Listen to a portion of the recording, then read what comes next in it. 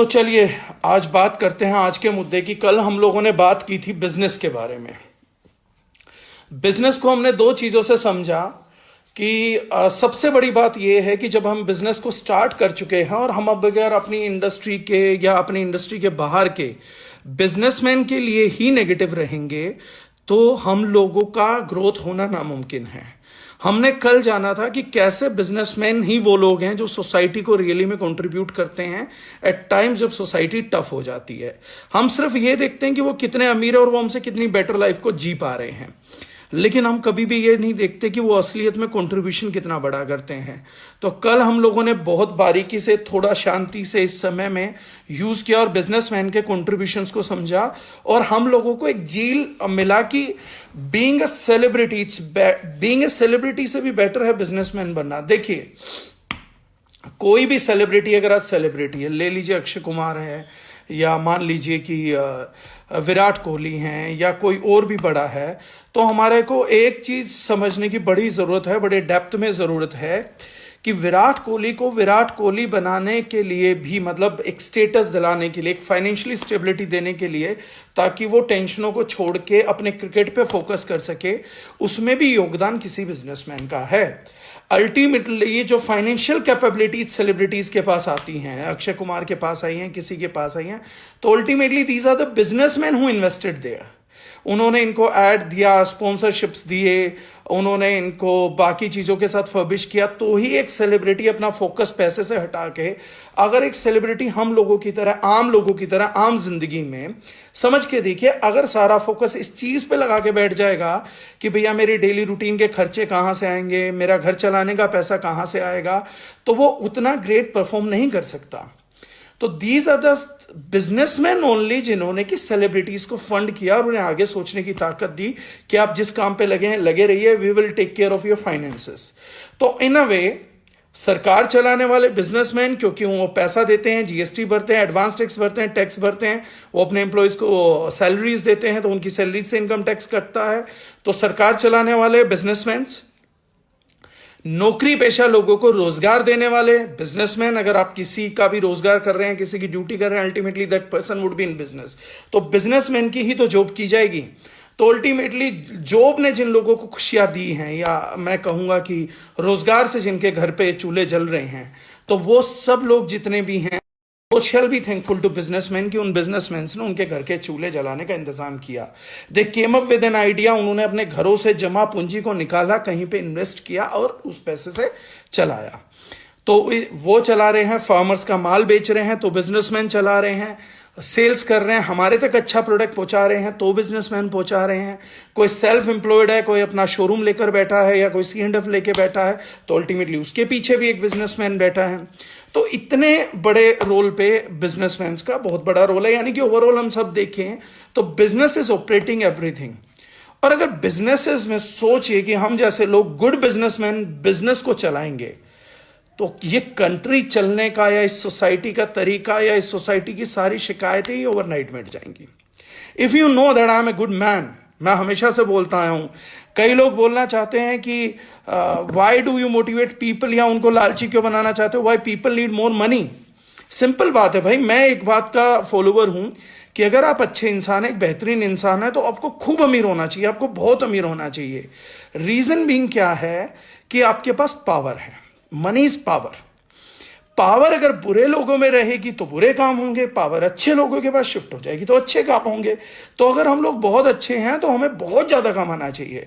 अगर मैं मानता हूं कि हम बहुत से बहुत ज्यादा अच्छे, तो हमें बहुत से बहुत ज्यादा कमाई करनी चाहिए। If you are good by heart, if you are good by intentions, if you are good by mental levels, if you are good by thoughts, अगर आप एक पॉजिटिव आदमी हैं, तो फिर यह बहुत जरूरी है कि हम लोग खूब पैसे पे फोकस करें, खूब पैसा कमाएं, हमारे पास एक पावर हो और कल को हम उस पावर का इस्तेमाल करें लोगों को ग्रो कराने में, उनको मारने में नहीं, उनको किल करने में नहीं, भ्रष्टाचार में नहीं, जैसे आज लोग कर रहे हैं। If will be having so much power, तो क्यों ना लोगों के लिए उसको इन्वेस्ट किया जाए। अब हम ये कहेंगे जी देखिए मैं पावरफुल नहीं हूं लेकिन मेरी नीयत अच्छी है, इट्स इक्विवेलेंटली बैड यार। आपकी नीयत कितनी भी अच्छी रहे, बट आप चेंज नहीं कर सकते।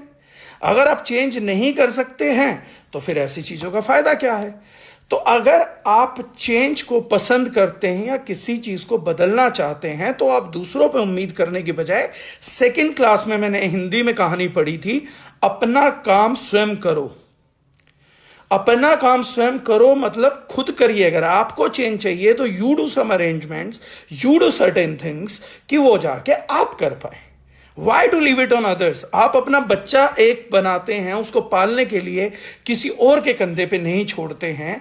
हम एक परिवार बनाते हैं तो उसके माँ बाप, बूढ़े माँ बाप को पालने के लिए हम कहीं और नहीं छोड़ते हैं, तो हम देश के लिए कहीं और क्यों छोड़ेंगे? दैट मीन्स सिंपल मतलब है कि हम लोगों को सिंपल काम करना है कि we need to see a change, then we need to be a change. C से पहले बी आएगा। If we need to see a change, we need to be a change. अगर हमें कुछ बड़ा करना है तो क्यों ना हमारे को बड़ा पैसा भी होल्ड करना पड़े, हम ऐसे कुछ काम करें जिससे ये मोमेंट्स भी आए, वो पैसा भी आए, और मैं कुछ करना चाहूं तो मैं कर भी पाऊं।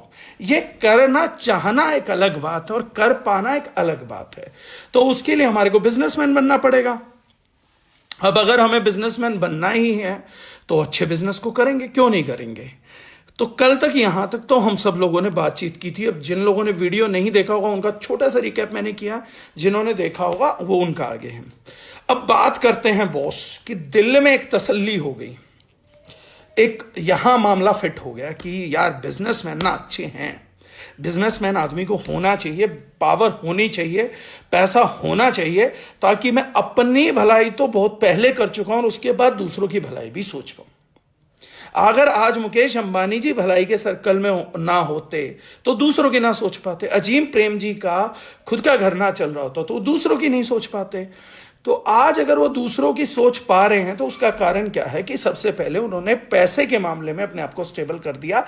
Mental, emotional, financial, spiritual, 4-5 journeys हैं। तो उनमें से मेंटल और इमोशनल तो हमारे को मालूम ही नहीं है, वो गॉड क्रिएटेड है, वो कभी भी आएगी कभी भी जाएगी, कुछ भी हो जाएगा। तो मेंटली भी डिस्टर्ब होंगे, इमोशनली भी डिस्टर्ब होंगे, बट हाँ फाइनेंशियली हम में से, समझिए हम में से, मेरे आप में से हर व्यक्ति इक्विप्ड है कि अगर हम थोड़ा सा दिमाग लगाएं, थोड़ी सी मेहनत करें, थोड़ा सा समय दें तो कम से कम हम अपने फाइनेंसेस को इक्विप कर सकते हैं। हम फाइनेंशियली बहुत अच्छा कर पाएंगे। This is very first thing जो हम कंट्रोल में कर सकते हैं। स्पिरिचुअली ऊपर वाले की मर्जी है, मेंटली हम थोड़ा फाइट कर सकते हैं पॉजिटिव थॉट के साथ, लेकिन इमोशनली तो बॉस कनेक्टेड रहेगा। अगर कोई इमोशनली आदमी एक्सीडेंट हो जाए, बीमार पड़ जाए तो इमोशनल डिस्टर्बेंसेस आएंगी। लेकिन फाइनेंशियल एक ऐसी चीज है जिसको हम मैनेज कर सकते हैं, जिसको ना हम लोग लंबे टाइम तक प्लानिंग करके एग्जीक्यूट कर सकते हैं। और अगर हमारा हो गया तो हम फिर बाद में दूसरों को भी मदद कर पाएंगे। Help to be done when you are helping yourself. आप प्लेन में भी जाएंगे तो सबसे पहले वो लोग क्या बोलते हैं वो समझने की बात है कि अगर आप प्लेन में जा रहे हैं, if you are travelling in a plane, then you need to focus on one thing. If oxygen levels go down, if air pressures goes down, then oxygen mask would be there. Oxygen का mask आएगा जो आपको लगाना है plane में। लेकिन वो air hostess भी आपको पहली अनाउंसमेंट करती है, before helping others help yourself. दूसरों को मदद करने से पहले खुद का मास्क पहन लेना जरूरी है। पता लगे दूसरों को मदद करते रह जाएं और अपना ऑक्सीजन खत्म हो जाए। तो ये चीजें जो होती हैं रियलिस्टिक होती हैं, ये हमारा प्रैक्टिकल चीजें होती हैं। तो अब ये करना है कि हम लोगों के पास दिन बचे हैं 15 या 16 बिफोर लॉकडाउन पीरियड। अब हमें बहुत सारी बातें करनी है। हम चाहेंगे कि एक लाइब्रेरी तैयार हो जाए ताकि अब कल को कोई भी नया एसोसिएट ज्वाइन करवाएं तो उसको ग्रुप का लिंक दे, वो 1 बाय 1 वीडियो देखता हुआ जाए और उसको ये समझ आ जाए कि वो किस कंपनी, किस माइंडसेट, किस मैनेजमेंट, क्या अपलायंस के साथ काम कर रहा है। तो ये एक सेट ऑफ लाइब्रेरी तैयार हो जाएगी। ये आगे आने वाले लोगों के लिए एक सिस्टम बन जाएगा जिसमें हम सारे माइंडसेट्स की, कल बिजनेस से स्टार्ट किया, आज माइंडसेट, उसके बाद ट्रैवल करेंगे, नेटवर्किंग, एवरीथिंग, ऑब्जेक्शन हैंडलिंग, और कोशिश करना हम सब लोग जो लाइव कनेक्टेड है ना खूब सारे सवाल जवाब करें ताकि आने वाले लोगों को हेल्प हो जाए। जो भी लोग इसको सुने उनको बड़ा सारा मटेरियल अवेलेबल हो जाए। टाइम ज्यादा स्पेंड कर सकते तो टाइम ज्यादा स्पेंड करेंगे। प्रोडक्ट्स की भी बात कर करेंगे, प्रोडक्ट्स के वीडियोस भी बना लेंगे, तो लाइव इंटरेक्शन होगा, तो प्रोडक्ट्स का सोचे कितना डाटा हम लोगों के पास अवेलेबल हो जाएगा। तो रियलिस्टिक और प्रैक्टिकल काम करेंगे हम 70-80 लोग मिलके, जो इस सिस्टम को, जब ये फ्यूचरिस्टिक सिस्टम होगा, जब ये कंपनी हजारों लाखों करोड़ की कंपनी होगी, 1-2 लाख करोड़ की कंपनी होगी, तो लोग देखेंगे कि किन लोगों ने इस लाइब्रेरी को बनाने में मदद किया था। तो we guys are sitting at a very great moment of history, कि हम में से हर एक व्यक्ति के पास चांस है कि वो हिस्ट्री क्रिएट कर सकता है, अपने सवाल जवाब करे, और आने वाली जनरेशन जो ज्वाइन करेंगे द ओरिजिनल बिजनेस को और उसको आगे बढ़ाएंगे, उनके लिए आप एक अच्छी लाइब्रेरी क्रिएट करने में मददगार हो सकते हैं। मैं अपनी कोशिश करूंगा, आप सब लोग को सवाल करके अपनी कोशिश करिएगा, अपनी ईमानदारी से चीजें बरतिएगा। अब बात करते हैं बोस माइंडसेट की। होता क्या है कि बिजनेस करने का फैसला हो गया, बिजनेस करने के लिए अगली चीज क्या पड़ती है? जब मेरे दिल ने मान लिया कि मुझे बिजनेस करना है, जब मेरी आत्मा ने स्वीकार लिया, मेरी इंटेंशंस ने स्वीकार लिया कि बिजनेस करना है, तो सबसे बड़ा चैलेंज क्या आता है कि how to start a business. Starting of a business is not a small thing. आज से 96 से पहले चले जाइए, तो एक बिजनेस को स्टार्ट करने के लिए you need to have lakhs and crores of rupees. Plus आपको अपनी फैमिली में एक आदमी चाहिए होता था कि कोई व्यक्ति आपको एक्सपीरियंस दे, अपना नॉलेज शेयर करे, ताकि हम लोग बिजनेस में कुछ कर पाए। लाखों करोड़ रुपए 96 से पहले चाहिए थे इस देश के अंदर, और एक आम आदमी ना उस टाइम बिजनेसमैन बनने की सोच भी नहीं पाता था। ये एक पैराडाइम था, एक आम जनधारणा थी कि जिन लोगों के पास पैसा है केवल वही लोग बिजनेसमैन बनेंगे।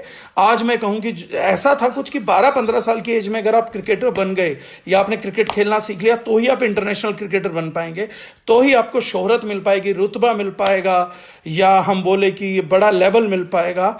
लेकिन 96 के बाद आम लोगों के लिए डायनेमिक्स चेंज हो गया, और उस ऊपर वाले के आशीर्वाद से एक इंडस्ट्री ने ही नया कदम रख दिया इंडिया के अंदर। वो इंडस्ट्री थी direct selling industry, network marketing industry, या शॉर्ट में हम बोले तो MLM। 96 वो दौर रहा, वो ईयर ऑफ चेंज रहा, जब एक मिडिल क्लास व्यक्ति को, या मैं कहूं जिसके पास ना टाइम है, ना पैसा है, ना एक्सपीरियंस है, ना अकल है, कुछ भी नहीं है, उस व्यक्ति के पास उस ईश्वर ने रास्ता भेज दिया कि सिर्फ टैलेंटेड है, मेहनत करना चाहता है, इच्छा है, और किसी को धोखा नहीं देना चाहता, किसी को ठगना नहीं चाहता है, तो मैं तेरे लिए एक रास्ता खोल रहा हूं, एक इंडस्ट्री का गिफ्ट, एक इंडस्ट्री की ब्लेसिंग, एक इंडस्ट्री का आशीर्वाद आप लोगों को देने जा रहा हूं। वो इंडस्ट्री रहेगी नेटवर्क मार्केटिंग, जिसमें सिर्फ हम लोग घरेलू प्रोडक्ट खरीद के हम लोग शामिल हो सकते हैं बड़े इजीली। ये ऊपर वाले ने रास्ता दे दिया। अब देखिए हमारा काम कितना आसान हो गया। हम लोगों को समझ आ गया कि हमें बिजनेस करना है, ईश्वर के आशीर्वाद से एक इंडस्ट्री भी आ जाती है जो बिजनेस को स्टार्ट करा देती है। नेटवर्क मार्केटिंग को मैंने अभी बोला था कि गारंटी नहीं करती है किसी की सक्सेस को, कोई बिजनेस भी सक्सेस को गारंटी नहीं करता है, कोई इंस्टीट्यूट किसी की सक्सेस को गारंटी नहीं करता। कई लोग बोलते हैं कि इस इंडस्ट्री में सक्सेसफुल गारंटीड है। अरे भैया, गारंटीड कैसे हो जाएगी? कभी जिंदगी में कोई इंस्टीट्यूट देखा जो गारंटी देता हो? छोड़िए ये सब बात, कोई ऐसा इंस्टीट्यूट देखा जो जॉब की गारंटी देता हो? कोई माँ बाप ऐसे देखे जिनके पास खेती करने को जमीन है, वो भी अपने बच्चे को एक गारंटी देते हो कि पूरी जिंदगी इन खेतों के दम पे बैठ के तो अपनी रोजी रोटी चला लेगा? किसी को नहीं पता, फ्यूचर किसी को नहीं मालूम होता है। प्रॉब्लम कहां आई? जब कच्चे नेटवर्कर्स ने बिना ट्रेनिंग के, सेल्स की ट्रेनिंग करके लोगों को गारंटियां देना चालू कर दी कि हाँ तो गारंटेड हो जाएगा, इजी हो जाएगा। अब बात आती है कि बिजनेस को स्टार्ट करना था, इंडस्ट्री मिल गई, बिजनेस इजी टर्म्स पे स्टार्ट हो गया। ऐसा बिजनेस स्टार्ट हो गया जिससे कि किसी भी आदमी को शुरुआत में जोर ही नहीं पड़े। अगर किसी को बिजनेस प्ले करके देखना, साल के लिए, 2 साल के लिए, 5 साल के लिए, 10 साल के लिए, ये जैसे मैंने कल कहा कि पूरी जिंदगी भर के लिए भी अगर प्ले करके देखना है बिजनेस को, तो बड़ा सिंपल है। घर के प्रोडक्ट्स को चेंज करिए और उनके बदले में अच्छा प्रोडक्ट फैमिली के लिए लेकर आइए, और सिर्फ इस कीमत पे, इस बुनियाद के ऊपर आप चाहो तो बिजनेस रन करके देख सकते हैं। जो टाइम हो वो टाइम इन्वेस्ट करिए, जो पैसा हो वो पैसा इन्वेस्ट करिए, जो बुद्धि है वो बुद्धि इन्वेस्ट करिए। कोई भी डिमांड करने नहीं आएगा।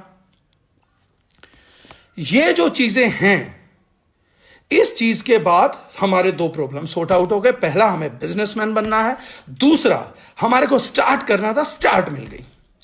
बिजनेस को करने को बोला था। जब मैं वाई द रिच मैन के टॉपिक पे आऊंगा तो मैं कवर करूंगा कि इंडस्ट्री में हम क्यों, भी तो मैं इंडस्ट्री को कवर कर रहा हूं। अब आते हैं लेवल पे, माइंडसेट पे। बॉस बिजनेस करना था, बिजनेस की शुरुआत भी हो गई। अब सबसे बड़ी बात आती है कि मैं इस बिजनेस को करूं कैसे, ये फर्स्ट पॉइंट है। और जब कोई आदमी पूछता है कि मैं बिजनेस को करूं कैसे, तो 90% लोग बताते हैं तू ज्वाइनिंग उठा के कर, तू प्लान दिखा के कर। कई लोग बताते हैं कि तू मेहनत करके कर, तू प्रोडक्ट बेच के कर। लेकिन बिजनेस ऐसे नहीं किया जाता है। सबसे पहली चीज बिजनेस को करने के लिए क्या चाहिए? एक विजन, एक इंटेंशन, एक नीयत चाहिए। सबसे पहले मेरे पास एक नीयत होनी चाहिए कि I need to help society. मैं इस सोसाइटी को मदद करने वाला हूं, कैसे कर सकता हूं, किन किन लोगों को करूंगा, किन लोगों के साथ करूंगा, क्योंकि अकेला पूरी दुनिया को, पूरे देश को नहीं बदल सकता। पहली चीज चाहिए होती है नीयत। पहले जब नीयत आ जाएगी तो उस नीयत की कैटेगरी में फॉल होने वाले लोगों का चुनाव होगा। एक बड़ा गुरु मंत्र बता रहा हूं, आप लोग रट के रख लीजिएगा। Chase the quality and quantity will chase you. 90% लोग हमारी इंडस्ट्री के अंदर एक ही गलती कर रहे हैं, वो क्वांटिटी को चेज कर रहे हैं बॉस।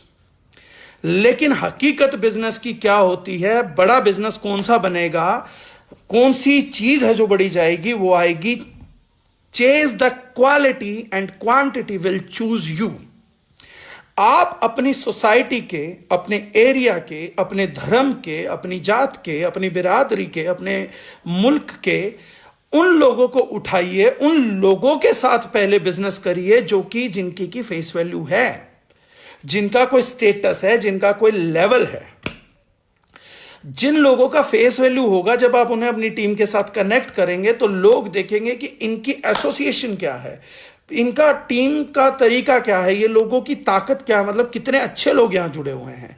जब बहुत सारे अच्छे लोग जुड़ जाते हैं ना बॉस, तो लोग ऑटोमेटिकली आना पसंद करते हैं कि भैया मेरे को भी यहां जुड़ना है, मुझे भी इन लोगों के साथ रहना। समझिए, एक चीज का छोटा सा एग्जांपल देता हूं कि एक जगह है जहां पर कि एक एसोसिएशन है, जहां का आपका न्योता मिला, आपको इनविटेशन आया है कि आप अपने घर के प्रोडक्ट खरीदने स्टार्ट करिए और आप महीने में 5 बार उस गैदरिंग में, उस पार्टी में जा सकते हैं जहां पे मुकेश अंबानी होंगे, रतन टाटा होंगे, नरेंद्र मोदी होंगे, आपके अजीम भाई प्रेम जी होंगे, आपका शाहरुख खान होगा, सलमान खान होगा, सचिन तेंदुलकर होगा, विराट कोहली होगा, ये सब लोग होंगे। एक तरफ तो हमारे को इनविटेशन मिलता है ऐसी पार्टी का जहां पर ये सब लोग होंगे, और उसके बदले मुझे टिकट साइज क्या बाय करना, मुझे अपने घर के प्रोडक्ट्स को रिप्लेस करना है। दूसरी तरफ एक पार्टी का आता है इनविटेशन जहां बोला जाता है कि आप घर के प्रोडक्ट बदलिए, उसके बदले आपको इनविटेशन मिलेगा, जहां पर धोनी भी होगा, जहां पर अंबानी भी होगा, लेकिन दाऊद इब्राहिम भी रहेगा, कुछ जेब कतरे भी रहेंगे, कुछ हमने क्रिमिनल तिहाड़ के भी बुला रखे हैं ताकि वो लोग आपसे कुछ सीख लें। तो एक गैदरिंग है। तो आप खुद समझिए कि आप कौन सी पार्टी के साथ एसोसिएट होना चाहेंगे, कि महीने में 4 बार हम किस पार्टी में जाना चाहेंगे जहां जेब कतरे और ये सब लोग आते हैं, तो वो सब लोगों के पास जाएंगे, या उस पार्टी में जाना पसंद करेंगे जहां पे ज्यादातर लोग सभ्य आ रहे हैं, सिविलाइज्ड आ रहे हैं, अच्छे लोग आ रहे हैं। तो बेसिकली क्या है, chase the quality and quantity will chase you. अगर आपके पास एक बार, समझिए नेटवर्कर गलत मेहनत कहां करता है, अगर एक बार आपने एक सिटी के अंदर या अपनी कॉलोनी के अंदर, एक छोटी सी कॉलोनी ले लीजिए जिसमें 1000 मकान है, आपने नेटवर्क मार्केटिंग में उसके टॉप 10 प्रतिष्ठित अच्छी नीयत वाले जो सबको हिम्मत देते हैं, हौसला देते हैं, सबसे पहले जाके उनको ज्वाइन करा लिया। वो 10 आदमी जिसको जाके बोलेंगे ना ये प्रोडक्ट ले लो, दुनिया वो प्रोडक्ट ले लेगी। वो बोलेंगे इस चीज को ट्राई करो, तो वो इस चीज को ट्राई कर लेंगे। तो सबसे पहले कॉलोनी में जाके हम उस कॉलोनी के आवारा बच्चों को जोड़े, या हम उस कॉलोनी के उन लोगों को जोड़े जो कि नाकारा कॉलोनी द्वारा सामूहिक तौर पर डिक्लेयर किए गए हैं, उससे बेटर है हम उन 10 प्रतिष्ठित व्यक्तियों से जोड़ के अपनी बात को शुरुआत करें। क्योंकि आपकी बात रख कौन रहा है, यह उतने ही मायने रखता है कि आपकी बात कितनी मजबूत है। बहुत सारे लोग इसलिए बिजनेस ज्वाइन नहीं करते हैं क्योंकि जो उनका इंट्रोड्यूसर होता है वो कैरेक्टरलेस होता है, या जो उनका इंट्रोड्यूसर होता है वो फेथफुल नहीं है, या जो उनका इंट्रोड्यूसर है वो ऑनेस्ट नहीं है, या जो उनका इंट्रोड्यूसर है वो झूठा है। जब ऐसे लोग बिजनेस को प्रपोज करेंगे तो जाहिर सी बात है वो उनके साथ लोगों ने आना ही नहीं है। कई लोग मुझे बोलते हैं कि सब लोग हमारे साथ, मैं तो अगर बिजनेस दूंगा ना तो मैं सच बात बता रहा हूं, मेरे सर्कल में तो कोई जुड़ता ही नहीं है। भाई साहब, आपके सर्कल में कोई नहीं जुड़ता तो आप एक चीज की मुझे गारंटी हाथ की हाथ लिखित में दे दीजिए कि जिन 500 लोगों को आप जानते हो उनमें से एक भी व्यक्ति नेटवर्क मार्केटिंग नहीं कर रहा। आप यह गारंटी दे दीजिए अपनी लिस्ट की कि कल को इन लोगों में से कोई भी नेटवर्किंग नहीं करेगा। इसका मतलब है कि वो लोग आपके साथ नहीं करना चाहते। ये प्रॉब्लम, ये समस्या कहीं ना कहीं आप झांक के नहीं देखना चाहते, आपके अंदर है। आप इनडायरेक्टली, एक इंग्लिश में आता था एक्टिव वॉइस, पैसिव वॉइस। अगर आप ये बोल रहे हैं कि मेरे साथ कोई इस बिजनेस में नहीं जुड़ेगा, तो आप पैसिव वॉइस में ये बात बोल रहे हैं कि मैंने लोगों के साथ कुछ ऐसा कर रखा अपनी जिंदगी में कि लोग मेरे साथ तो बिल्कुल नहीं जुड़ेंगे। हाँ, एक चांस अगर मेरे लोगों से आप मिल लो तो 1% चांस निकल जाएगा कि शायद वो जुड़ भी जाएं। लॉस्ट फेस वैल्यू को लोग बताते हैं बहाना बना के, चाशनी में भिगो के उस पर आइसक्रीम की कोटिंग लगा के हम लोगों को बता देते हैं कि मेरी टीम में लोग नेगेटिव हैं। आपके लोग नेगेटिव है तो ये गारंटी दीजिए ना कि अगर वो नेटवर्क मार्केटिंग के प्रति नेगेटिव है तो किसी के साथ नहीं जुड़ेंगे, और ये गारंटी दीजिए कि आज भी वो किसी के साथ जुड़े नहीं हुए। बस अगर चैलेंज अपना है ना, तो अगर खुले दिल से स्वीकारेंगे, नहीं तो ठीक नहीं होगा। ठीक नहीं होगा तो सफलता नहीं मिलेगी, सफलता नहीं मिलेगी तो पूरी जिंदगी दूसरों की सफलता को गाली देते हुए इस सुंदर दुनिया को, इस हरियाली दुनिया को गुड बाय कह के, इसको बोल के कि यहां सब ब्लैक एंड व्हाइट था और इस दुनिया से चले जाइए। लेकिन दोस्त, अगर आज भी हम एक बात को स्वीकार लें, मैं एक बात बोलता हूं अपनी जीवन में, अगर आज भी हम एक बात को स्वीकार लें कि मुझसे गलतियां हुई हैं लेकिन मैं गलत आदमी नहीं हूं और मैं सही रास्ते पे अब चलना चाहूंगा, तो ये सारी चीजें ठीक हो सकती हैं। माइंडसेट ही आता है। तो फेस वैल्यू की जो बात करी थी वो फेस वैल्यू यहां से करेक्ट होती है। अगर फेस वैल्यू करेक्ट करनी है तो पहले दिल से ही एक्सेप्ट करना पड़ेगा कि मुझसे पास्ट में बहुत गलतियां हो गई हैं और मैं आगे वादा करता हूं कि मैं गलतियां नहीं करूंगा। अब सबसे बड़ी बात आती है कि चैलेंजेस ऑफ नेटवर्क मार्केटिंग क्या हैं। सबसे पहली बात है कि जब हमने बिजनेस का हाथ पकड़ लिया, जब हमने बिजनेस का दामन थाम लिया, जो पहली चीज गिफ्ट में आएगी ना, दहेज में आएगी। जब बिजनेस के साथ 7 फेरे फेर लेंगे ना, तो जो पहला गिफ्ट मिलेगा वो गिफ्ट मिलेगा, पहली औलाद पैदा हो जाएगी। और वो औलाद पता क्या होगी? उस औलाद का नाम है चैलेंज। आपको जो पहला बच्चा पालने को मिलता है, और ये लैंग्वेज चेक कर लीजिएगा, मेरी एग्जांपल मैंने इसीलिए बड़ा सोच के दिया है। जो पहली औलाद मिलती है, जो पहली चीज पालने को मिलती है, वो पहली चीज बिजनेस के स्टार्ट करते ही जो कंफर्म है, जो गारंटेड है, जो कि डैम श्योर है, वो पहली औलाद पालने को मिलेगी। उस औलाद का नाम आप रखेंगे चैलेंज। बहुत से लोगों को इतिहास, करमचंद गांधी जी को इतिहास मोहनदास करमचंद गांधी के थ्रू जानता है। रमेश तेंदुलेकर को सचिन रमेश तेंदुलेकर के तौर पे जानता है। लेकिन दोनों ही बापों के लिए अपने बेटे किसी चैलेंज से कम नहीं थे। सचिन रमेश तेंदुलेकर के पिताजी रमेश तेंदुलेकर का चैलेंज ये था कि उनका लड़का 7-8 साल की उम्र में 2nd फ्लोर से आपकी चद्दर पे लिपट के बड़े भाई के थ्रू नीचे उतर जाता था। सोचो उस बाप का दिल कितना कांपता होगा जिसकी औलाद 8-9 साल की है और सिर्फ चद्दर को पकड़ के और उसका बड़ा भाई नीचे उतार देता था और वो 2nd फ्लोर से नीचे उतर जाता था क्योंकि क्रिकेट खेलना था। तो रमेश तेंदुलेकर ने सचिन तेंदुलेकर नहीं पाला साहब, चैलेंज पाला। और तेंदुलेकर जैसा सनकी चैलेंज पाला, इसीलिए वो सचिन रमेश तेंदुलेकर बना। रमेश तेंदुलेकर जाने गए। जो चैलेंज पालता है, एक्चुअली में आपकी सफलता कितनी बड़ी होने वाली है इसकी बात आज मैं बताता हूं। आप बहुत से लोगों से पूछते हैं मैं कितनी बड़ी सक्सेस हासिल करूंगा, मेरा लाख रुपए का चेक आ सकता है, 10 लाख रुपए का चेक आ सकता है, 20 लाख का चेक आ सकता है, 50 लाख का चेक आ सकता है, 5 करोड़ का चेक आ सकता है, 50 करोड़ का चेक आ सकता है। मैं बताता हूं आज आपको ये सवाल अगर किसी से पूछना पड़ रहा है, इसका मतलब यह है कि नेटवर्क मार्केटिंग में या किसी फील्ड में आपको कभी जायज ट्रेनिंग नहीं मिली। आज मैं आपको बताता हूं इस सवाल का जवाब कहां से आता है। बॉस, आपने कितना बड़ा चैलेंज यहां पर पाला हुआ है, कितना बड़ा चैलेंज पाला हुआ है दिमाग में, कितना बड़ा चैलेंज पाला हुआ है दिल में, कितना बड़ा चैलेंज पाला हुआ है इच्छा शक्ति में, वो चैलेंज बताएगा कि सफलता कितनी बड़ी होगी।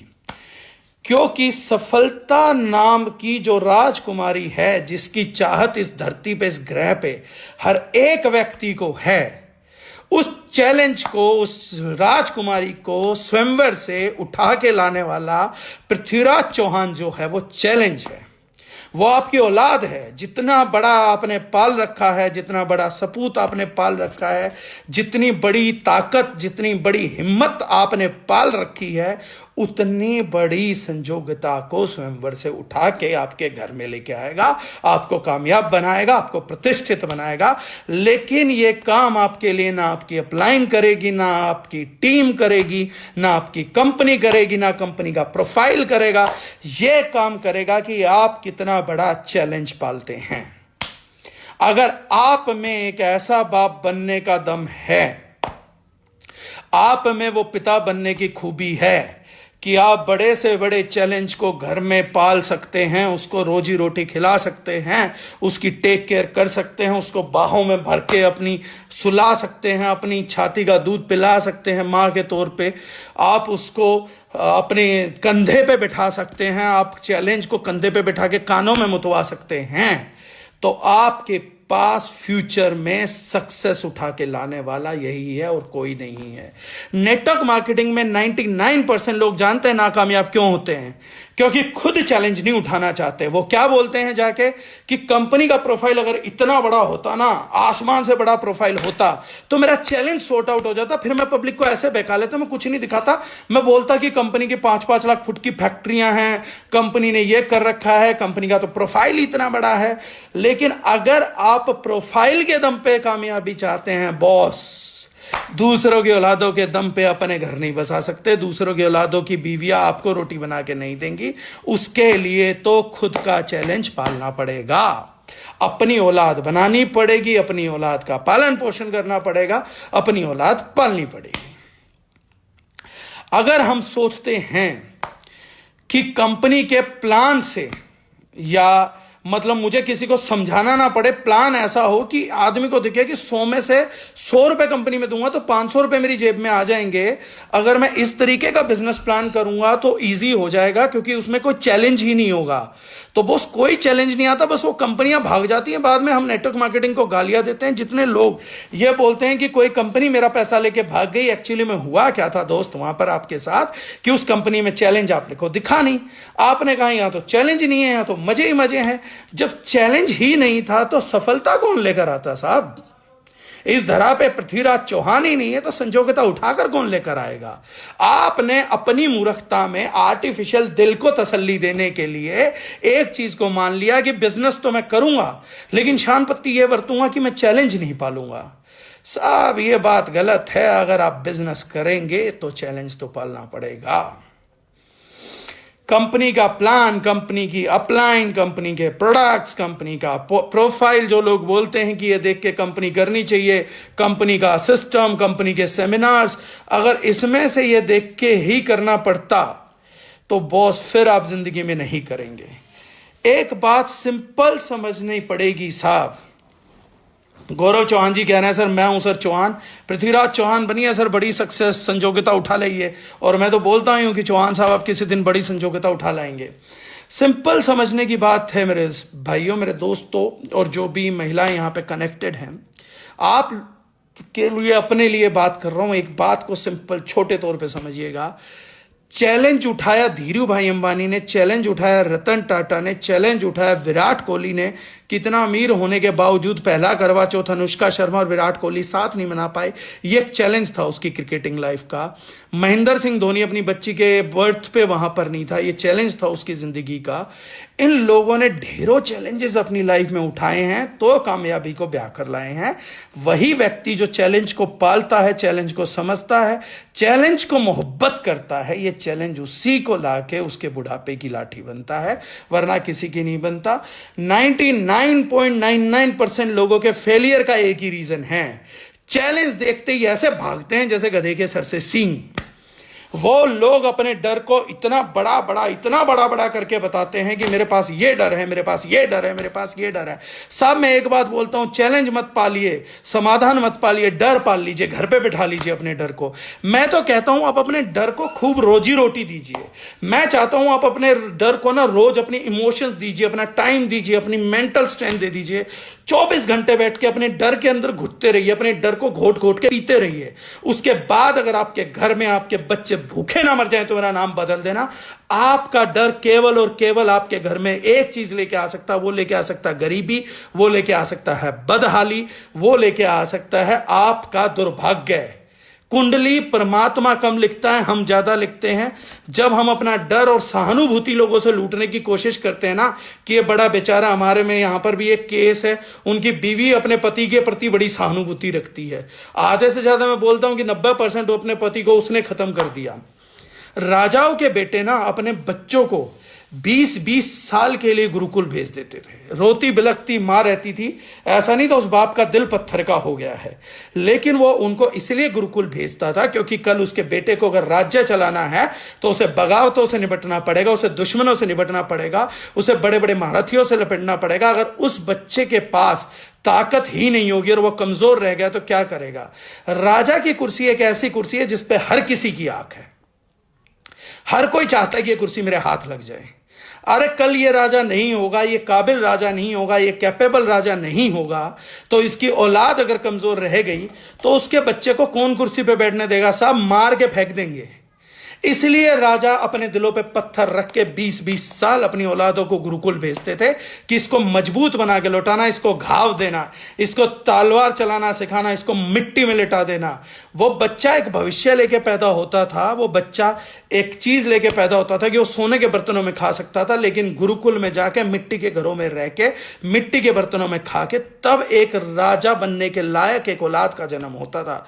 अगर रहम खाया जाता या सहानुभूति उन औलादों को दी जाती ना साहब, तो राजा बनते ही उनकी कुर्सियां कोई भी छीन के ले जाता, ये बगावतें रोज हो जाती।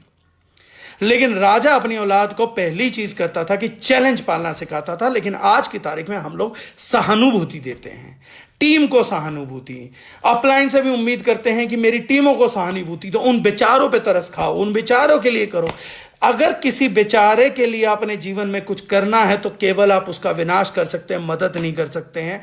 मदद किसी दूसरे को शक्तिशाली बना के करते हैं, हम उसकी व्यक्ति को हिम्मत जगा के मजबूत बनाते हैं। हम किसी आदमी का उसके अंदर भरोसा जगा के करते हैं, किसी आदमी की मदद करके तो हम उसको खत्म करते हैं। एक बड़ी पुरानी कहावत है, मैं यहां जिक्र करना चाहूंगा कि लोग बोलते थे अगर कोई आपका दोस्त मदद मांगने के लिए आए तो उसे कुल्हाड़ी दीजिए, और कोई दुश्मन मदद मांगने आए तो उसको कटोरा दीजिए और उसमें कुछ पैसे डाल दीजिए। होता क्या है कि अगर दोस्त आ रहा तो उसे बोल कि भाई मेरे से पैसे मांगने मत आ, मेरे से कुल्हाड़ी लेके जा और खुद कमा, पेड़ काट, लकड़ी काट और कमा। लेकिन जब दुश्मन आए कटोरा दे दीजिए, उसको आदत पड़ जाएगी मांगने की। वो बेचारा है, आप उसको बोलिए कि ये बेचारा है, इस बेचारे को मदद कर दो, इस बेचारे के हाथ में कटोरा दे दो, तो उसको कटोरा दीजिए और उसको कुछ पैसे दे दीजिए। उसके बाद सिर्फ और सिर्फ उस आदमी में एक ही चीज रहेगी, वो अपनी कमजोरियों के साथ जिंदा रहेगा। उस दिन के बाद वो अपनी सारी मेंटल, इमोशनल, फिजिकल, फाइनेंशियल सारी एनर्जी एक चीज पे लगा देगा, दुनिया को यह साबित करने में कि मैं कितना बड़ा बेचारा हूं। क्योंकि जब पिछली बार उसने बोला था आपको कि मैं बेचारा हूं तो पैसे निकले थे। जब आपने बोला था कि मैं बेचारा हूं तो आपने उस पर ध्यान देना स्टार्ट किया था। जब आपने बोला था कि मैं बेचारा हूं तो आपने उसके प्रति केयर दिखाई थी। ये सब दिखा के आपने उस व्यक्ति की कोई मदद नहीं करी, आपने उस व्यक्ति का सत्यानाश कर दिया, आपने उस व्यक्ति का भविष्य उससे छीन लिया है। ये गलतियां, ये बखूबियां हमने खूब करी है। जब मैंने कई बार, एक बार पेरेंटिंग के विषय में अपने एक मित्र से बात करी थी तो मैंने उनको सिखाया था कि गलत बात क्या होती है, जब आपका बच्चा चोट खाता है ना तो आप क्या बोलते हैं, मैं धरती की पिट्टी कर देता हूं। हाय धरती ने मेरे बेटे को चोट मारी, मैं धरती की पिट्टी कर देता हूं। साहब ये बच्चा बड़ा होकर चोट खाने के काबिल नहीं बनेगा, ये बच्चा मजबूत नहीं बनेगा, ये बच्चा स्पोर्ट्स नहीं करेगा, ये एथलीट नहीं बनेगा, ये खेलेगा भी नहीं। क्यों नहीं खेलेगा? क्योंकि आपने इसके दिमाग में एक चीज भर दी, हर वो चीज जो आपको चोट पहुंचाती पहुंचाती है वो आपकी दुश्मन है, जबकि हकीकत इस दुनिया का प्रैक्टिकलिटी है कि हर वो चीज जो आपको चोट पहुंचाती है वही आपकी जिंदगी में कुछ बड़ा करने का निर्माण करती है। जब पहली बार आपको कोई अमीर आदमी चोट पहुंचाता है तो पहली बार लोग डिसाइड करते हैं कि मुझे भी अपनी जिंदगी में कुछ करना है, मुझे भी इसकी बगल में पहुंचना है। लेकिन आपने पहले ही अपने बच्चे को कर दिया कि जो आपको चोट पहुंचाए उसके प्रति नफरत पाल लीजिए। जब बच्चा चोट खाता है तो उस बच्चे को एक बात बतानी चाहिए, बेटा खेल रहा है, खेलेगा तो चोट लगेगी, चोट लगेगी कि तो तुम मजबूत होगा, मजबूत होगा तो ही तो करेगा। तो चोट खाना बेटा खेल का पार्ट है। लेकिन आजकल के माँ बाप क्या करते हैं, पिट्टी करते हैं जमीनों की, पिट्टी करते हैं चीजों की। कर लो पिट्टी, ये कमजोर बच्चे कुछ करेंगे नहीं। सेम प्रिंसिपल हम अपनाते हैं जब नेटवर्किंग करते हैं तो हम अपनी डाउनलाइन को चोट पहुंचाने वालों की पिट्टी कर रहे होते हैं। हम उनको मजबूत नहीं बनाते। जब एक आदमी कहता है कि मेरे ऊपर ऐसा क्वेश्चन कर दिया तो हम अपनी टीम को ये नहीं बोलते कि ट्रेनिंग करके गया था भाई, फील्ड में गया था, तेरे को ये करना नहीं आया, तू सुन के कैसे लौटा भाई, तू हिम्मत हार के कैसे लौटा, हिम्मत छीन के क्यों नहीं लौटा, तू अपने सिस्टम की बुराई सुन के कैसे लौटा, तू बुराई करके क्यों नहीं लौटा, तू वापसी कैसे आया इतनी कमजोरियों के बावजूद। और अगर फील्ड में गया था और अगर 50 लोगों ने ना कर दी तो तू क्या सोच के गया था कि हर किसी की हाँ आने वाली है। तो ऐसे बिजनेस में आया कि लोग जाएंगे और तेरे को कृष्ण जी समझ के तेरे रास्ते में फूल बरसा देंगे। मान लिया तेरी नीयत अच्छी है, मान लिया तू मेहनती है, लेकिन लोग तो जड़ बुद्धि हैं, लोग तो बेवकूफ हैं, वो एक बार में तो नहीं समझेंगे। कल्पना मैडम बोल रही है मजबूर नहीं, मजबूत बनना है, बनाना है, बनना तो है ही, बनाना भी है। अगर एक आदमी, मैं सिर्फ चॉइस देता हूं और मैं आर्टिफिशियल बात करना पसंद नहीं करता, आर्टिफिशियली कभी बनना भी मत अपनी जिंदगी में, नेचुरल हो तो मजबूत हो। आज भी इम्यूनिटी बचा रही है कोरोना वायरस से, डॉक्टर नहीं बचा रहे हैं। अगर आप हैं तो मजबूत हैं तो ही हैं, मजबूर या मजबूत चुन लीजिए, सिंपैथी या सक्सेस चुन लीजिए, सहानुभूति या सफलता चुन लीजिए। अगर जिंदगी में आप किसी को सहानुभूति देते हैं या लेते हैं, आप दोनों ही सूरतों में नाकामयाब हैं। एक मजबूत व्यक्ति को सफलता देनी चाहिए या सफलता लेनी चाहिए, सहानुभूति ना देनी चाहिए ना लेनी चाहिए। मजबूती देनी चाहिए और मजबूती लेनी चाहिए, मजबूरी ना देनी चाहिए ना मजबूरी लेनी चाहिए। अगर एक बार मजबूरी के लेन देन का व्यवसाय समझ आ गया तो फिर सारा काम हो जाएगा। तो बिजनेस की जो पहली खोज है, जो पहली गारंटी है, वो ये है कि चैलेंज, जितना बड़ा चैलेंज मुकद्दर में उतनी बड़ी कामयाबी। अगर कोई व्यक्ति रबड़ या कोस्को की बॉल से क्रिकेट खेलने का चैलेंज लेता है तो वो अपने घर का, अपने मोहल्ले का बेहतरीन क्रिकेटर बन सकता है और 40-40, 50-50 रुपए के लगने वाले मैचों में कुछ आमदनी भी कर सकता है और अपनी गली में, अपने मोहल्ले में थोड़ी बहुत शोहरत भी बटोर सकता है। लेकिन अगर कोई आदमी लेदर की बॉल से पूरे स्टेट पे खेलने का चैलेंज लेता हो तो वो आदमी अपनी स्टेट में शोहरत बटोर सकता है, वो 5-10 हजार रुपए के मैच से कमाई कर सकता है। वो व्यक्ति अगर अपने स्टेट के बेहतरीन बॉलर्स को फेस करने को तैयार है या अपने स्टेट के बेस्ट बैट्समैन को फेस करने को तैयार है तो वो अपने स्टेट के अंदर शोहरत, स्टेट जितनी इज्जत और वो सब पा सकता है। अगर कोई माई का लाल जना हुआ कोई वीर पुरुष ये बोलता है कि मैं वो व्यक्ति हूं जिसने अपनी आधी जिंदगी नेट प्रैक्टिस में लगा दी है और मैं लेदर की बॉल से नहीं डरता, मैं 150-200 की स्पीड से आने पे नहीं डरता, मैं ना कि सिर्फ अपना स्टेट, ना कि सिर्फ अपना गली, ना कि सिर्फ अपना मोहल्ला, मैं इस विश्व के बेहतरीन से बेहतरीन बॉलर, अगर इंडिया का बेस्ट बॉलर है तो इंडिया को छोड़ो, बेस्ट बॉलर अगर ऑस्ट्रेलिया का है, बेस्ट बॉलर अगर इंग्लैंड का है, मैं उसको झेलने के लिए भी पिच पे उतरने को तैयार हूं, चाहे वो पिच उस फास्ट बॉलर की मददगार पिच पर्थ ही क्यों ना हो, सिडनी क्यों ना हो।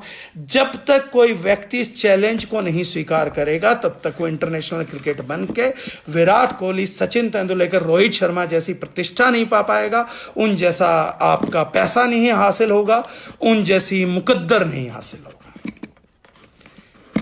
आपने वर्ल्ड कप का चैलेंज लिया कि आपने रणजी ट्रॉफी का चैलेंज लिया कि आपने गली मोहल्ले का चैलेंज लिया, यह चैलेंज आपको बता रहा है कि आपकी सफलता कितनी बड़ी होने वाली है। कई लोग बोलते हैं कि कंपनी का प्रोफाइल होता है तो कामयाबी मिलती है। क्या प्रोफाइल वाली कंपनीज में नाकामयाब लोग नहीं है? प्रोफाइल वाली कंपनीज ने आज तक हिस्ट्री में कितने कामयाब आदमी दे दिए। कई लोग बोलते हैं कि ये कंपनी अभी नई है। नई है तभी तो चैलेंज बड़ा है, तभी सफलता भी बड़ी होगी। जो लोग कंपनियों की शुरुआत में जुड़े, बाद में लोग उनके चेक देखते हैं कि पुराना लोग जुड़ा, भाई ये कब जुड़ा था आईएमसी से, या कब जुड़ा था वेस्टीज में, जब वो स्टार्ट हुई थी तब जुड़ा था, तभी तो पैसे मोटे कमा रहा है। बाद में जुड़ने वाले तो दाल रोटी और रोजी रोटी कमाते हैं। बॉस, जितना बड़ा चैलेंज होगा, अगर कोई कह रहा है कि मैं द रीजनल को पूरे गुजरात में लेके जाऊंगा, कोई कह रहा है द रीजनल को मैं पूरे बिहार में लेके जाऊंगा, या कोई बोल रहा है मैं द रीजनल प्लेटफॉर्म को पूरे इंडिया में लेके जाऊंगा और घर घर से सेल आएगी। अरे जितना बड़ा चैलेंज स्वीकारेंगे भाई, उतना बड़ा तो आपके घर पे कामयाबी आएगी। और जितने लोगों को यह गलतफहमी है ना कि मैं बड़ा स्मार्टली एक्ट करूंगा, मैं बड़ा शाना एक्ट करूंगा, मैं चैलेंज अपलाइन के सर सौंप दूंगा और पैसा अपने घर ले जाऊंगा, साहब नहीं होगा। कोई अपलाइन इतनी बेवकूफ नहीं है, और इतनी काबिल अपलाइन जो चैलेंज पाल सकती है, ऐसी काबिल डाउनलाइन जो चैलेंज के नाम पे गधे के सर से सींग की तरह गायब हो जाती है, उसको लंबे टाइम तक कमा लेने दे। ये नहीं होगा। शॉर्ट टर्म में तो हो सकता है, लंबे टाइम में तो नहीं होगा। जब आपको जरूरत होगी, ऐसी अपलायंस क्या करती हैं, मुझे वो आज भी महाभारत का प्रसंग याद आता है। जब कर्ण और परशुराम जी का हुआ था, तो परशुराम जी ने कर्ण को महारथी, महाधनुर्धारी बनाया। लेकिन सबसे बड़ी बात तब आई जब परशुराम जी ने कहा कि जब इस एजुकेशन की, मेरे दिए हुए रिसोर्स की तुझे सबसे ज्यादा जरूरत होगी, तब ये रिसोर्स तेरा साथ नहीं देगा। सेम तरीके से अपलाइन बिहेव करती हैं सर। जब उनके दिए पैसे की, जब उनकी दी सपोर्ट की, जब उनकी दी ताकत की आपको जिंदगी में सबसे ज्यादा जरूरत होगी, यानी कि बुढ़ापे में, या तब जब समय लाचार होगा, जब समय आपके विरोध में होगा, तभी वो आइडिया और वो पैसा किसी काम नहीं आएगा। क्योंकि आप खड़े थे अपनी अपलाइन के पैरों पे, और आपकी अपलाइन के पैर ना साहब तब तक तो आपके हो सकते हैं जब तक उसकी कामयाबी पूर्ण नहीं हुई है। लेकिन जिस दिन उसकी कामयाबी पूर्ण हो गई ना, उस अपलाइन ने भी अपने पैर अपने बच्चों के लिए बचा रखे, अपने परिवार के लिए बचा रखे, अपनी बीवी के लिए बचा रखे हैं, बीवियों ने अपने पतियों के लिए बचा रखे हैं, अपने माँ बाप के लिए बचा रखे हैं। आपको किराए पे देने के लिए किसी अपलाइन के पास पैर नहीं है।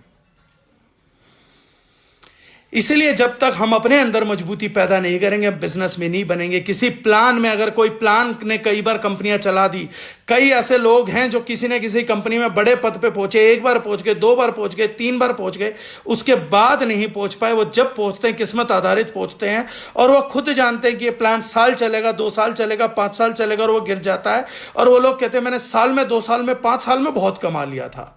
आपने साल, 2 साल में, 5 साल में जितना कमाया था, मुझे एक बात का जवाब चाहिए, क्या आज वो आपके काम आ रहा है? नहीं। 99% कंपनी जब अपने सक्षम नेटवर्कर को बहकाती हैं, जब वो एक काबिल नेटवर्कर को बहकाती हैं, जब आप अपना करियर तोड़ने जाते हैं, मरोड़ने जाते हैं, तो वो क्या करती हैं, आपको ये बताती हैं कि आपकी कंपनी में बहुत चैलेंजेस बहुत है, मेरी कंपनी में आप देखो मैं आपको कंफर्ट कितना देता हूं।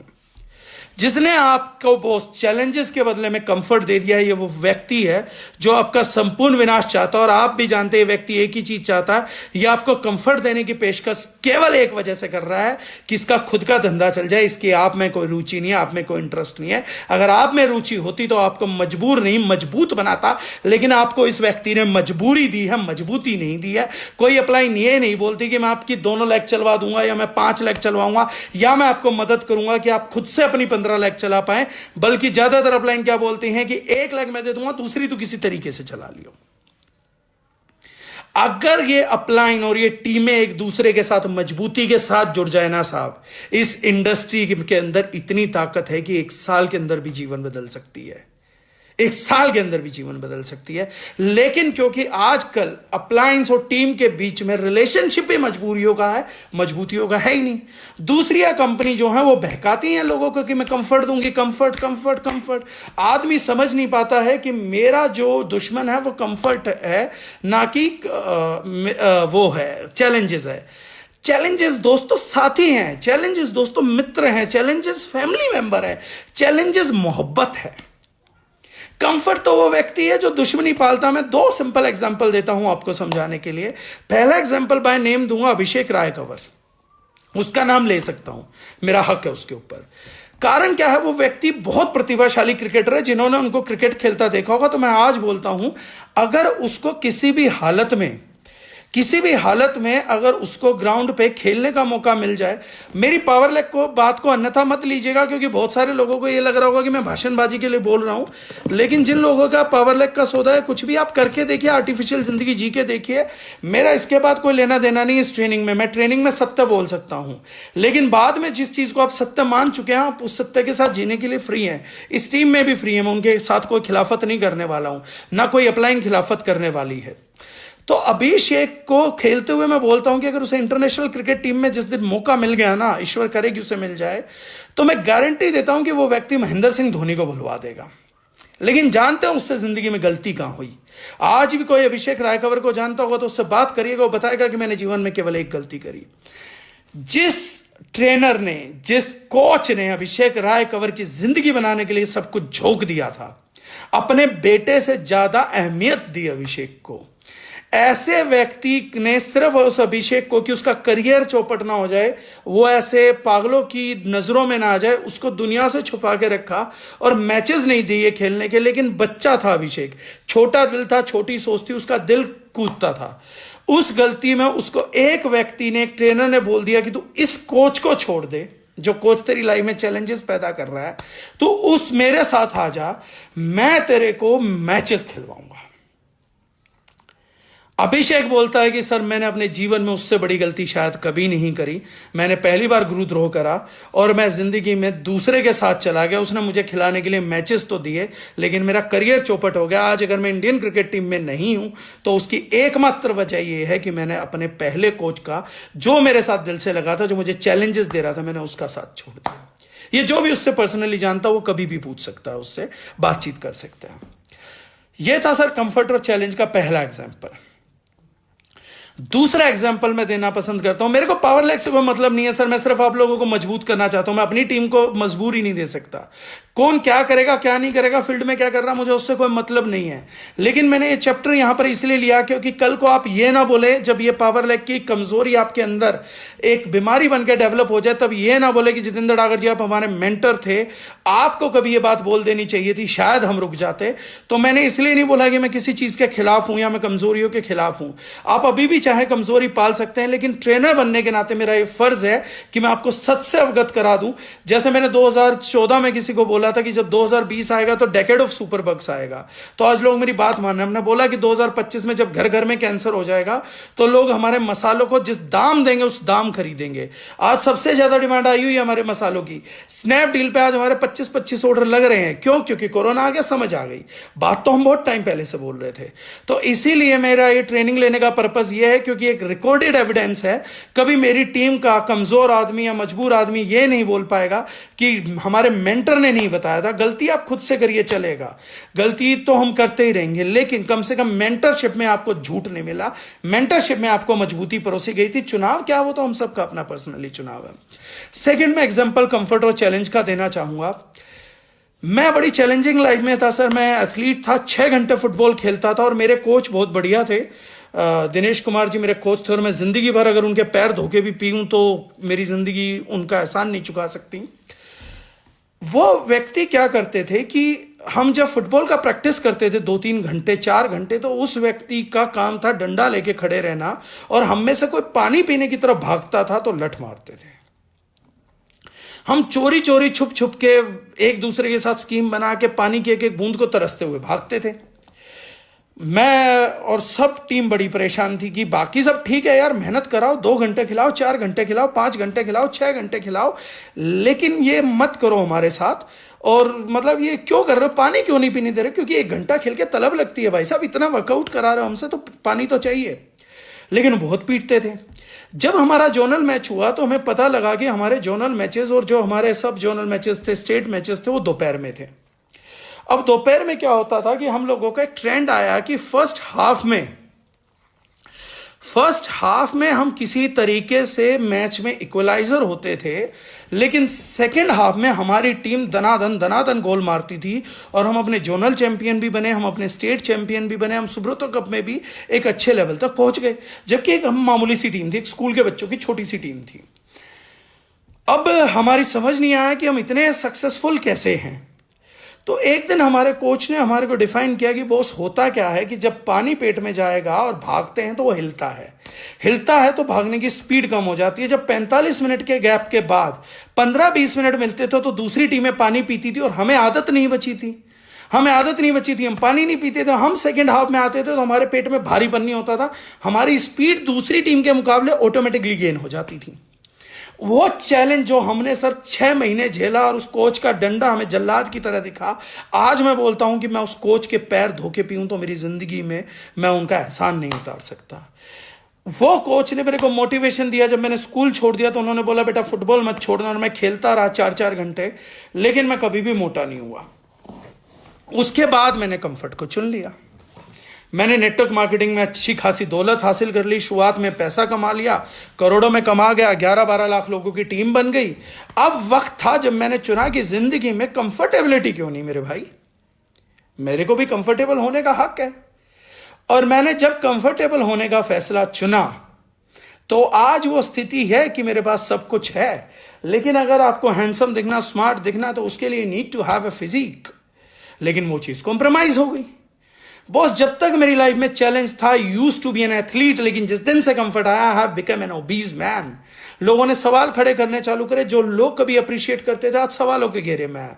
गलती किसकी? मेरी खुद की। मैंने किसको चुना? मैंने चैलेंज की बजाय कंफर्ट को चुना। अगर मैं चैलेंज को पकड़ के रखता ना तो जीवन में ये दिन देखने को ना आता। तो ये सब चीजें जो हैं, ये चैलेंज और कंफर्टेबल जोन का साक्षात एग्जाम्पल है, जो देना ही पड़ेगा, जो देना ही चाहिए, सीखने की बात है। अब आते हैं, जब हम चैलेंज को एक्सेप्ट कर लेते हैं, दूसरी चीज क्या होती है? दूसरी चीज होती है सब प्रॉब्लम्स। प्रॉब्लम जो जेन्युइन है, प्रॉब्लम जो वाकई में है, एंड प्रॉब्लम्स जो कि हम लोगों की ट्रैक को स्मूथ करने पे आते हैं। जब प्रॉब्लम्स आती हैं, जब चैलेंजेस आती हैं, तो एटीट्यूड प्रॉब्लम सॉल्विंग का होना चाहिए।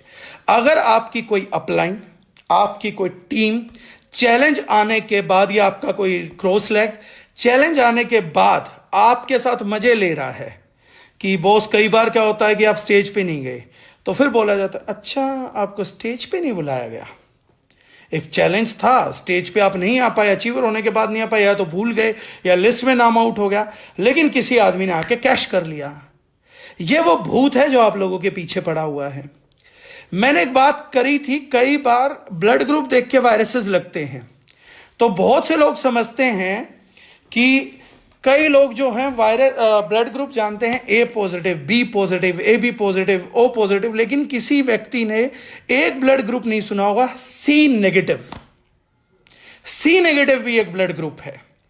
इस व्यक्ति के खून में कमजोरी है कि ये जहां देखेगा काला देखेगा, जहां देखेगा नेगेटिविटी देखेगा। इसे एक खूबसूरत प्रोडक्ट बेहद बढ़िया रिजल्ट का बना के दे दीजिए, इसको अच्छी खूबसूरत पैकेजिंग दे दीजिए, उसका खूबसूरत वेब पेज दे दीजिए, लेकिन ये ढूंढ के लाएगा लेबल पे छपे हुए 500 शब्दों में से एक शब्द जिसमें स्पेलिंग मिस्टेक हुई है, और उसको ऐसे बताएगा, ऐसे कहेगा कि सर आपको पता है कितना नेगेटिव इंपैक्ट जाता है। मेरी टीम में ना एक बंदे ने ये पढ़ लिया कि स्मूथ की स्पेलिंग ना हमारे यहाँ SMOTH हो गई थी, एक ओ नहीं लगा था, उसने क्रीम ही नहीं ली। मतलब संसार में ऐसा कौन सा व्यक्ति है जिसमें स्मूथ की स्पेलिंग में ओ नहीं लिखा था इसलिए क्रीम छोड़ दी? मतलब आप रियलिस्टिक हैं, आप ये जानते भी हैं कि ऐसा चैलेंज आप इस तरीके से बता रहे हैं। जो लोग इस तरीके के चैलेंजेस का महिमा मंडन करते हैं या गरिमामयी बनाते हैं, वो लोग प्रॉब्लम सॉर्ट आउट नहीं कर पाएंगे, और वो प्रॉब्लम सॉर्ट आउट नहीं कर पाएंगे तो वो आपकी टीम के लायक नहीं है, वो आपके लायक नहीं है। और अगर हम हैं ऐसे, खुद हैं, मैं भी था एक समय तक, अगर हम खुद भी ऐसे हैं तो हमारे अंदर हमारे को बदलाव चाहिए। ये सारी कहानियां जो मैं बताता हूं, ये लोग ज्यादातर समझते होंगे कि मैं यहां बैठे लाइव पे या किसी व्यक्ति को याद करके ये बोल रहा हूं। तो आज मैं जीवन में पहली बार किसी ट्रेनिंग प्रोग्राम में बता रहा हूं कि मैं ये जितने कमेंट करता हूं, ये मैं केवल एक ही व्यक्ति पे करता हूं, और वो व्यक्ति जितेंद्र डागर है, जो पास्ट में है, जिसने ये सारी बेवकूफियां करी हैं, जिसने इन सभी चैलेंजेस को अपने दिमाग में पाला था, जिसने प्रॉब्लम्स को गरिमामयी बनाया, महिमा मंडन करा। क्योंकि मैंने बहुत एनालाइज किया था कि मैं सक्सेसफुल क्यों नहीं हो पाया, तो ये कमजोरियां मेरी तब निकली थी कि मेरे पास प्रॉब्लम रिजोल्विंग एटीट्यूड नहीं था, बल्कि प्रॉब्लम क्रिएटिंग एफर्ट्स थे। अगर समस्या नहीं भी है तो मैं पैदा कर देता था। समस्या नहीं है तो मैं समस्या ब्रिंग करता था। I was into a business of problems, not in a business of problem solving. I was into business of creating problems. और बिजनेसमैन मैंने कल डिफाइन किया था, बिजनेसमैन केवल वो व्यक्ति है जो प्रॉब्लम्स को सॉर्ट आउट करता है, उन्हें सॉल्व करता है, ना कि प्रॉब्लम्स को क्रिएट करता है। लेकिन मैं खुद प्रॉब्लम क्रिएशन के बिजनेस में था भाई।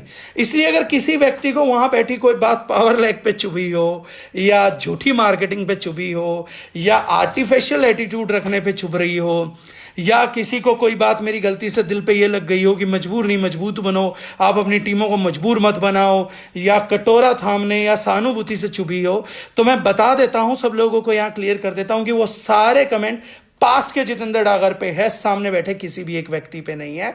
मैं खुद ये करके भुगता हूं और इसीलिए मैं शायद आप लोगों के सामने आज बता पा रहा हूं।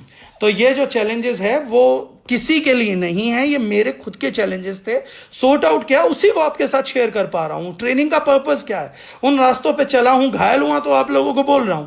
आप लोगों को हर्ट करके मैं किसके चैलेंज को सॉर्ट आउट कर लूंगा? ऐसा कौन सा ट्रेनर हो सकता है जो लोगों को हर्ट करे और उससे कुछ सिखा दे? कोई गुरु कुछ सिखा रहा, उसमें चोट लग जाए, ये तो चलो संभावना है, लेकिन ऐसा कौन गुरु होगा जो घायल कर करके लोगों को सिखा? तो घायल करने से लोग नहीं सीखते। And I am not one of them जो अपने चाहने वालों को, या जिनको मैं बहुत चाहता हूं, जिन लोगों से मोहब्बत करता हूं अपनी टीम से, उन लोगों को किसी भी मायने में हर्ट करूं, और वो चाहे कोई भी हो। मेरी टीम का मतलब, हर एक व्यक्ति का मतलब मेरे लिए मेरे परिवार का सदस्य है, मेरा अपना है। ना मैं किसी को खोना चाहता हूं, ना कभी खोऊंगा, ना खोने में यकीन रखता हूं। इस समय भी, इसके बाद भी, इससे पहले भी मैं जो हूं, मैं उन व्यक्तियों के साथ हूं कंप्लीटली।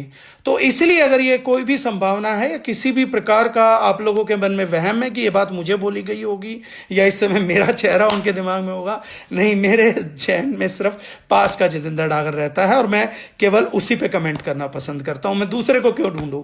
क्योंकि मैं स्वार्थी व्यक्ति हूं और मुझे खुद को तरक्की देनी है भाई साहब, तो मुझे अपनी ही कमजोरियों को सामने लेके आना पड़ेगा। अब आते हैं माइंडसेट। प्रॉब्लम रिजॉल्विंग का होना चाहिए, ना कि प्रॉब्लम क्रिएशन का होना चाहिए। माइंडसेट चैलेंज को पालने का होना चाहिए, ना कि कंफर्ट पालने का होना चाहिए। आप लोग अपने आप से सवाल करिए कि ये जिंदगी कंफर्टेबल है कि चैलेंजिंग है? अगर कंफर्टेबल लाइफ है बॉस, छोड़ दीजिए। अगर चैलेंजिंग है, पकड़ लीजिए। और बड़ा चैलेंज है और कोई पूछे कि इस चैलेंज को कौन पूरा करेगा, बोला मैं करूंगा। अगर कोई पूछे कि क्या करोगे, तो बोलो मैं करूंगा।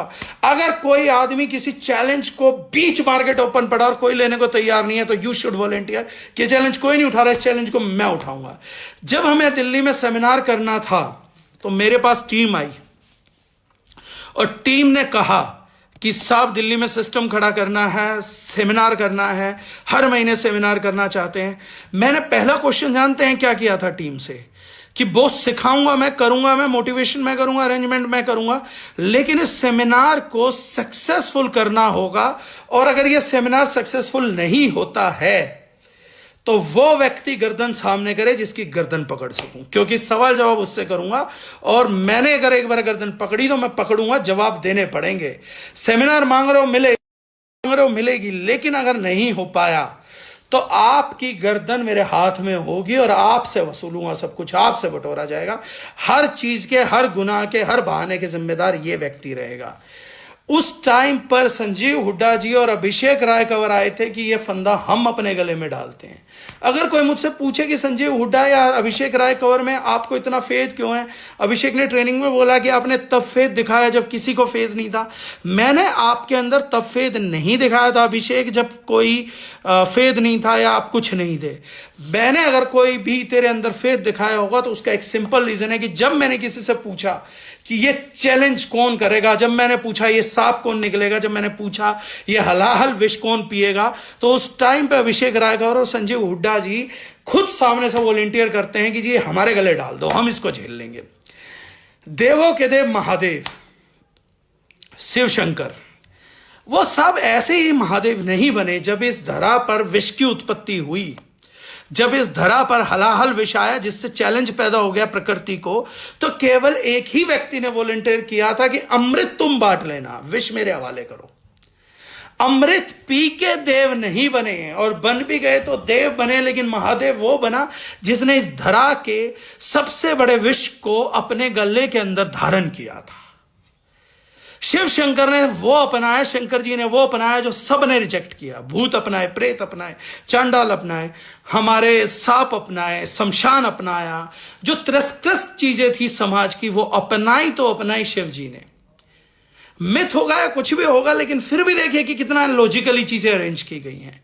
जिसने सब चीजों को, ठुकराई हुई को अपनाया, सबसे बड़े चैलेंजेस को अपनाया, भूत प्रेतों को अपनाया और विष को अपनाया, वो महादेव बना। अमृत पी के देव बना जा सकता है, लेकिन चैलेंजेस एक्सेप्ट करके महादेव बना जा सकता है। यह बहुत बड़ी सीख है। जो हमें बनना है वो डिपेंड करेगा कि हमारा चैलेंज कितना बड़ा है। जितना बड़ा चैलेंज है उतनी बड़ी जीत होगी दोस्त। जितने बड़े प्रॉब्लम सोल्वर बनेंगे उतनी बड़ी काम करेंगे। अगर आप प्रॉब्लम क्रिएटर हैं तो आप बिजनेसमैन नहीं हैं। अगर हम प्रॉब्लम सोल्वर हैं तो हम बहुत बड़े बिजनेसमैन बन सकते हैं और बहुत बड़े बिजनेसमैन बनेंगे भी। तो दो चीजें हैं सीखने की। माइंडसेट क्या रहना चाहिए? Mindset of an achiever. कल मैंने बोला था, बड़ी सोच, बड़ा दिल, बड़े चैलेंजेस, बड़ी प्रॉब्लम सॉल्विंग। कोई नहीं कर रहा, मैं करूंगा। रिस्पॉन्सिबिलिटी। दूसरी बात क्या है? कुछ क्वालिटीज हैं जो बिजनेसमैन के पास होनी चाहिए। सबसे पहली चीज बिजनेसमैन के पास होनी चाहिए, नंगा सच। नंगा सच, सच भी नहीं, नंगा सच। वो जो है वो बस वही है। ना झूठा बोलेगा, ना झूठा बन के दिखाएगा, ना झूठ कहेगा। 99% प्रॉब्लम खत्म हो जाती है किसी बिजनेस की जब आप झूठ बोलना छोड़ देते हैं। सच्चाई, सच्चाई का दामन। इस चीज को ना मैं बहुत झूठा था। मैं बताता हूं, मैंने नेटवर्क मार्केटिंग में 11 लाख लोग जोड़े थे, लेकिन 11 लाख लोग एक साल में जोड़े और उसमें 70% झूठ थी।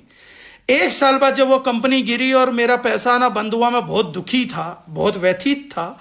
लेकिन एक बात समझने की है दोस्त, मैंने खुद ही बीज बो रखे थे, उस कंपनी ने गिरना ही था। झूठ के पिलर पे खड़ा हुआ मेरा बिजनेस, चाहता भी तो कितनी दूर तक चला जाता। बैसाखियों की टांगे लगाई थी, कितना बड़ा जीत हो जाती, नहीं जीत सकते था मैं।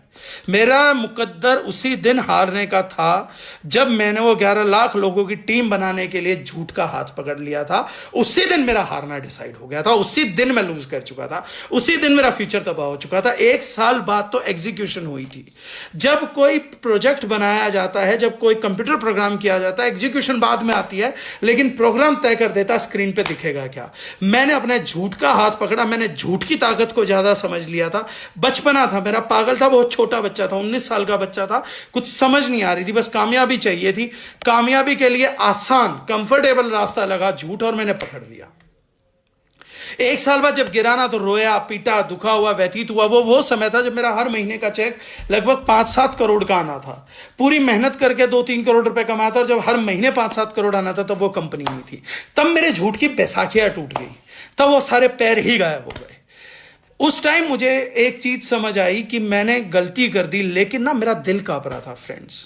मेरा अंदर से ना, जब मैंने ये पहली बार डिसाइड किया ना मैं सच के साथ चलना चाहूंगा आज के बाद, तो दिल ना धुक धुक धुक धुक धुक करने लग गया था। मेरी हार्ट बीट शायद उस दिन 500 भी ना पहुंच गई हो। ये एक्सपीरियंस बोल रहा हूं, प्रैक्टिकली बायोलॉजिकली नहीं हुआ होगा, लेकिन महसूस जो था ना दिल की धड़कन, जब मैं ये बोल रहा था कि आज के बाद मैं सच बोलूंगा, मैं फोन उठाऊंगा तो सच बोलूंगा, हर किसी से सच बात करूंगा, मुझे किसी को कोई झूठ नहीं बोलना।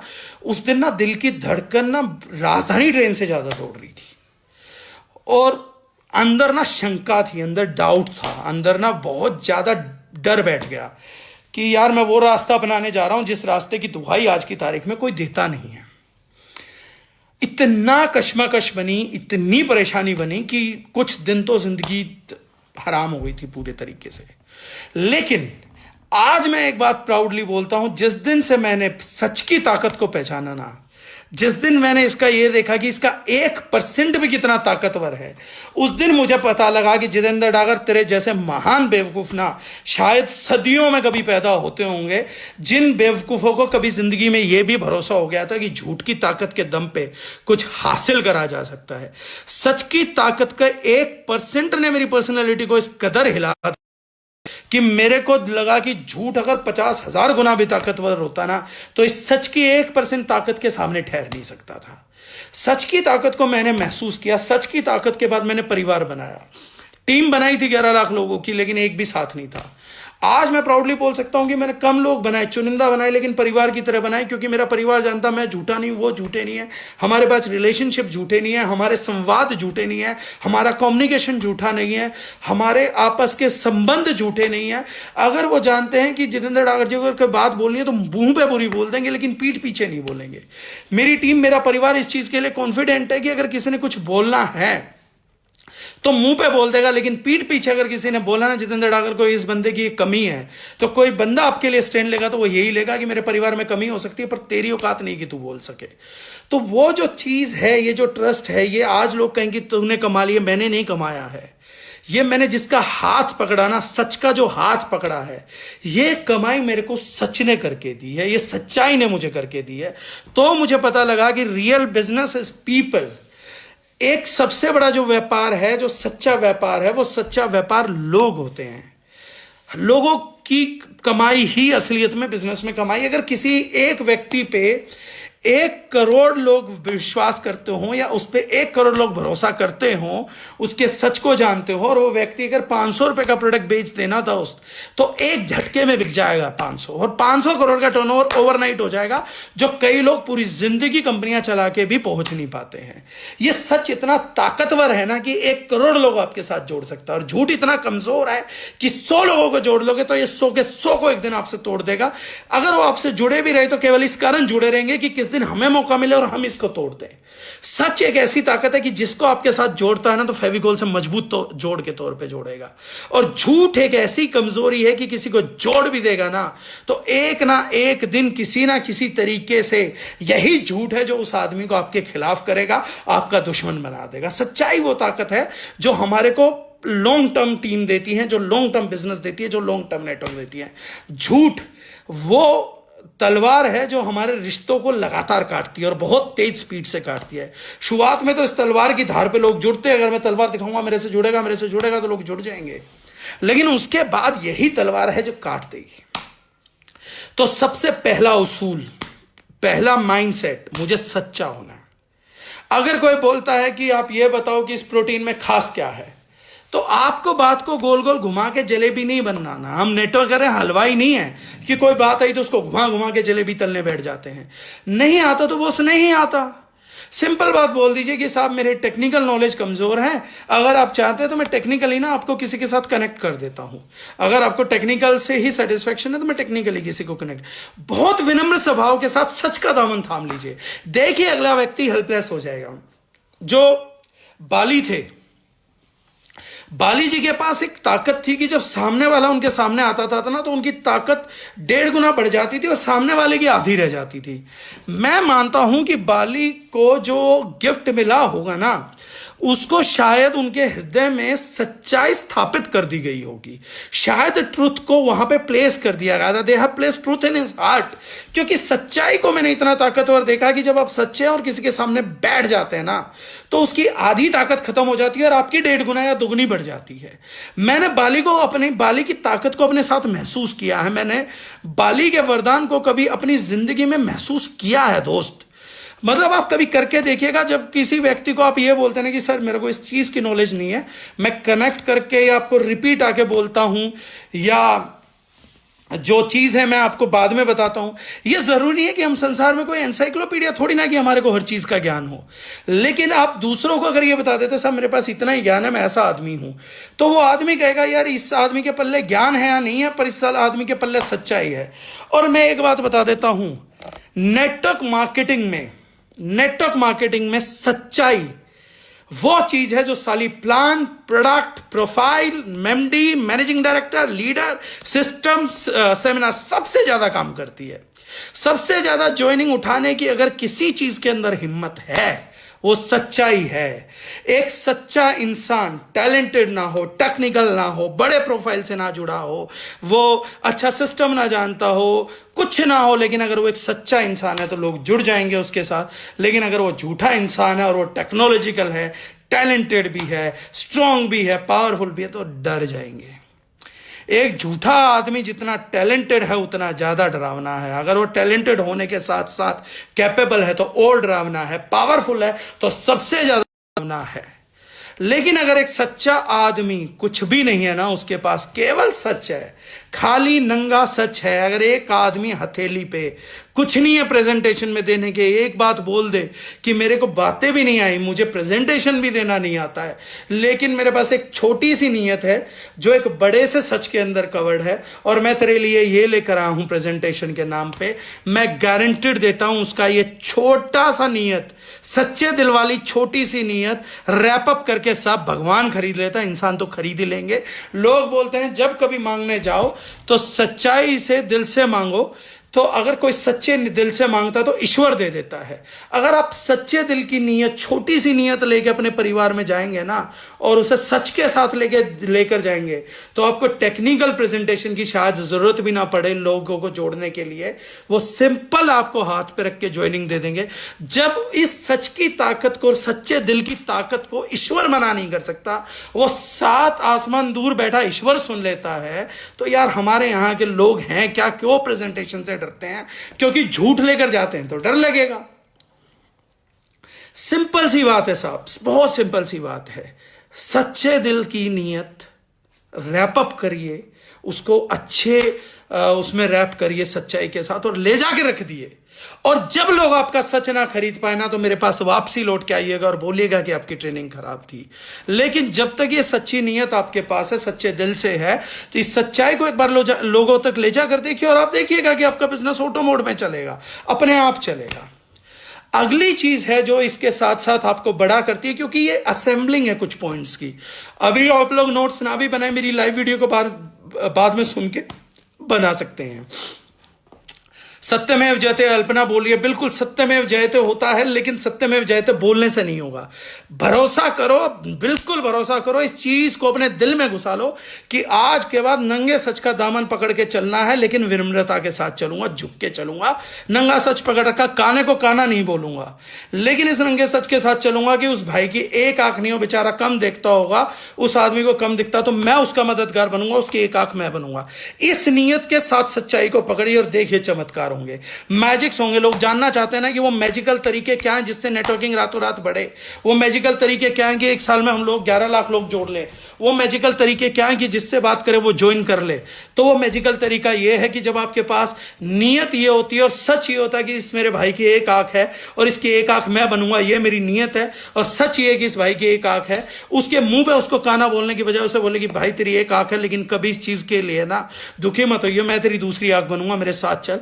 तो कौन ऐसा आदमी होगा जो आपके साथ जुड़ना नहीं चाहेगा? इस ताकत को महसूस करके देखिएगा कभी। दूसरी बात पे आते हैं, वो है नेक दिली, काइंड हार्टेडनेस, या जिसको हम बोलेंगे काइंडनेस। काइंडनेस भी उतना ही इक्विप्ड वेपन है। काइंडनेस बहुत बड़ी वेपनरी है, बहुत ज्यादा बड़ी वेपनरी है। अगर हम सोचें काइंडनेस को भुनाना चाहें तो काइंडनेस के दम पे हम बहुत बड़ी अचीवमेंट कर सकते हैं। नेक दिली एक ऐसी चीज है जो बच्चों में पाई जाती है। बच्चे बड़े नेक दिल होते हैं, बड़े ऑनेस्ट होते हैं, इसलिए बच्चों से कोई भी जुड़ जाता है। आप जवान हो जाते हैं, बड़े हो जाते हैं तो किस को तरसते रहते हैं, लेकिन आप बचपने में होते हैं ना तो किस फटाफट फटाफट फटाफट आपके पास आ रही होती है। आप बड़े होके हक को गले लगने को परेशान रहते हैं, लेकिन बच्चों को हक मिलता है, हर कोई जाता है रे रे रे। क्यों? क्योंकि बच्चों में से एक फीलिंग आ रही होती है सच्चाई की, एक फीलिंग आ रही होती है नेक दिली की। जैसे जैसे हम बड़े होते हैं तो हम सिर्फ स्किन का ग्लो नहीं खोते, स्किन की इलास्टिसिटी नहीं खोते हैं, हम अपने बचपने की सच्चाई भी खो देते हैं, हम अपने बचपने की नेक दिली भी खो देते हैं। बच्चे बड़े नेक दिल होते हैं। ये नेक दिली ना लोगों को जोड़ने का अस्त्र है। अगली चीज जो है वो है ईमानदारी। जब तक हम ऑनेस्ट नहीं होंगे, अगर हमें किसी का 1 रुपए देना है तो 1 रुपए देना है, किसी से 1 रुपए लेना है तो 1 रुपए लेना है। 1 रुपए लेना भी मांगना भी ईमानदारी का ही है। 1 रुपए छोड़ देना बेईमानी है, क्योंकि आपने उस व्यक्ति को पैसा खाना सिखा दिया। 1 रुपए देना है तो 1 रुपए दीजिए, 1 रुपए लेना है तो 1 रुपए लीजिए, लेकिन जो भी चीज है ईमानदार रहिए।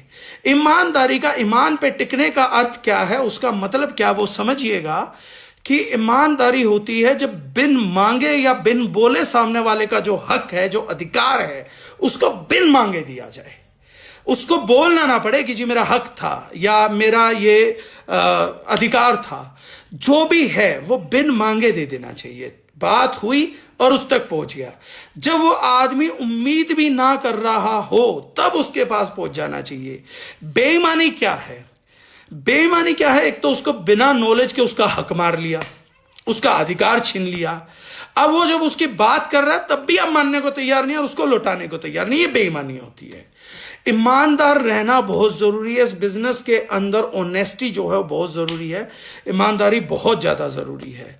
तो इसलिए ईमानदार बनिए।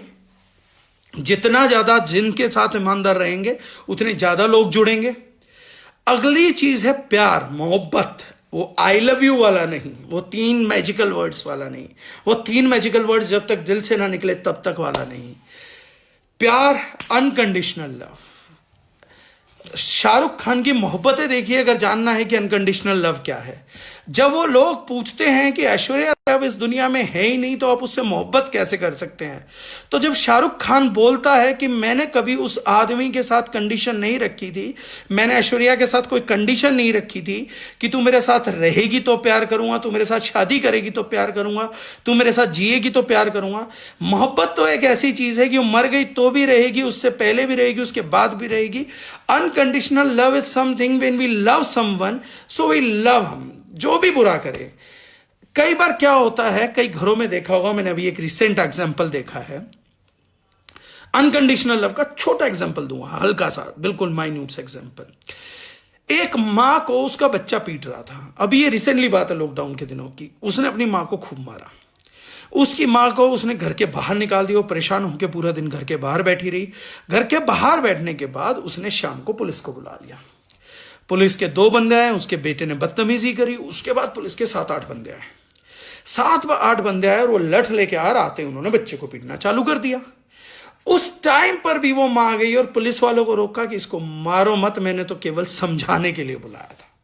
This is something what we know as unconditional love. Although इस सिचुएशन में शी वोंट बी फाइन, क्योंकि जस्टिस डिजर्व नहीं हुआ, जस्टिस सर्व नहीं हुआ, तो जस्टिस सर्व ना होने की कीमत तो चुकानी पड़ेगी। थोड़ा मजबूत बनना था, थोड़ा ताकतवर बनना था। But this is something which is unconditional love. अगर वो थोड़ा दिल में रो लेती और ये बोलती कि मेरे बच्चे के सुधार के लिए, तो और बड़ा होता। लेकिन अनकंडीशनल लव ये है कि जब बच्चे को सुधार के लिए भी पीटा जा रहा तो अंतरात्मा तो रो रही है, अंतरात्मा तो दुखी है, अंतरात्मा तो व्यथित है। ये चीज बड़ी जरूरी है। ये मोहब्बत होती है। हम अपने बच्चों को थप्पड़ लगा देते हैं, तो बच्चे को थप्पड़ लगा देते हैं उसके सुधार के लिए। हम जानते हैं कि इसको सुधार के लिए इस समय पिटना जरूरी है, इसको रुकना जरूरी है, और कुछ नहीं रुक रहा तो चलो फिजिकल असोल्ट से रोक लेते हैं। ये काम हम कर तो देते हैं, लेकिन अंदर दिल रो रहा होता है। That is known as unconditional love. कई बार आप टीमों को मना कर देते हैं, कई बार अपनी टीमों को कुछ बोल देते हैं, कई बार भला बुरा भी बोल देते हैं। मैंने एक बार राहुल शर्मा को बोल दिया था कि अगर तू काम नहीं करेगा तो तू हमारे साथ रहने की उम्मीद भी मत करियो, मैं नाकामयाब लोगों को नहीं पाला करता। लेकिन ऐसा बिल्कुल नहीं था कि मैं बात बोलते हुए दिल से दुखी नहीं था। दुखी हूं, हाथ छूट जाएगा, साथ छूट जाएगा तो दुख होगा, लेकिन हाँ, उसको सुधारना है, उसको रोकना है, तो ये काम करना भी पड़ेगा। और मैं उस टाइम पे सच भी बोल रहा था कि अगर वो काम नहीं करता तो मैं वाकई में उसके साथ रिलेशन नहीं भी रखता, लेकिन करना पड़ता है। मोहब्बत है, निभानी तो पड़ेगी। ये तो नहीं निभाता कि भाई साहब उसकी टीम में काम करने के लिए, उसको काम करने के लिए रोज घर जाता, छोड़ देता, लेकिन दुखी रहता। सच्ची मोहब्बत का यह मतलब नहीं कि उसको पकड़ते रहिए, चेस करते रहिए। वो मोह होता है और मोह दुश्मन है। तो मोह नहीं था, लेकिन मोहब्बत थी। मोह नहीं था, मोहब्बत थी। तो मोहब्बत थी तो दिल दुखी था कि ये छूट जाएगा, लेकिन तैयार था मेंटली, ताकतवर था मेंटली कि छोड़ना पड़ेगा तो छोड़ूंगा। अगर ये काम नहीं कर सकता, इतने फॉलोअप के बाद काम नहीं कर सकता, तो हमें भी इसकी जरूरत नहीं है। लेकिन हां, दुख होता, जेन्युइनली होता। कई लोग छोड़ के चले गए नेटवर्क में। 2-4 लोग थे, 5 लोग थे जिनको नहीं समझ आई, कोई भी कारण रहा, लेकिन आज भी मोहब्बत है। चिन्मय तिवारी है, आज भी मोहब्बत है। आज भी मेरा उनका, आप देखिएगा कभी फेसबुक इंटरेक्शन, तो हम दोनों एक दूसरे के प्रति मोहब्बत के भरे पड़े। आज हम एक टीम में नहीं, लेकिन हम दोनों की मोहब्बत कायम है। आज भी चिन्मय और मैं फेसबुक पे लगे होते हैं गे कपल की तरह, आई लव यू टू, लेकिन ये है, मोहब्बत जरूरी है जिंदगी के लिए। अगली चीज जो जरूरी है वो है जुनून, पैशन। पैशनेट होना बहुत जरूरी है। अगर एक बार वो मर्द की जबान वाली बात है, सेकंड प्रायोरिटी डिक्लेयर कर दी तो सेकंड प्रायोरिटी डिक्लेयर कर दी। एक बार बोल दिया कि मैं इस बिजनेस को दूंगा तो मैं दूंगा, अगर एक बार बोल दिया कि मुझे काम करना है तो मुझे करना है, एक बार जो कुछ करने का होता है वो जुनून, जो डिक्लेरेंस होगी, जो डिक्लेयर कर दिया गया वो करना है तो करना है।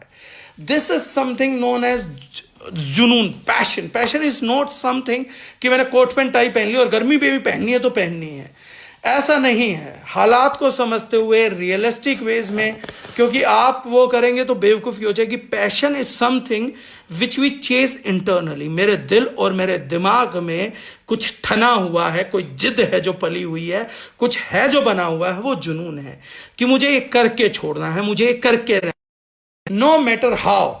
जब लोग पूछते हैं मैं कैसे करूं, मैं कैसे कर पाऊंगा, ऐसा कैसे पूछना जब बंद हो जाता है ना, और जब आदमी कहता है मैं कैसे भी करूंगा लेकिन मैं इस चीज को करूंगा, कैसे भी करूंगा जुनून का हिस्सा है। जब आप अपनी सेल्फ टॉक करें या किसी भी आदमी को बोले तो कैसे भी करूंगा इस टारगेट को कंप्लीट, कैसे भी करूंगा इस लक्ष्य को अचीव, ये जुनून है।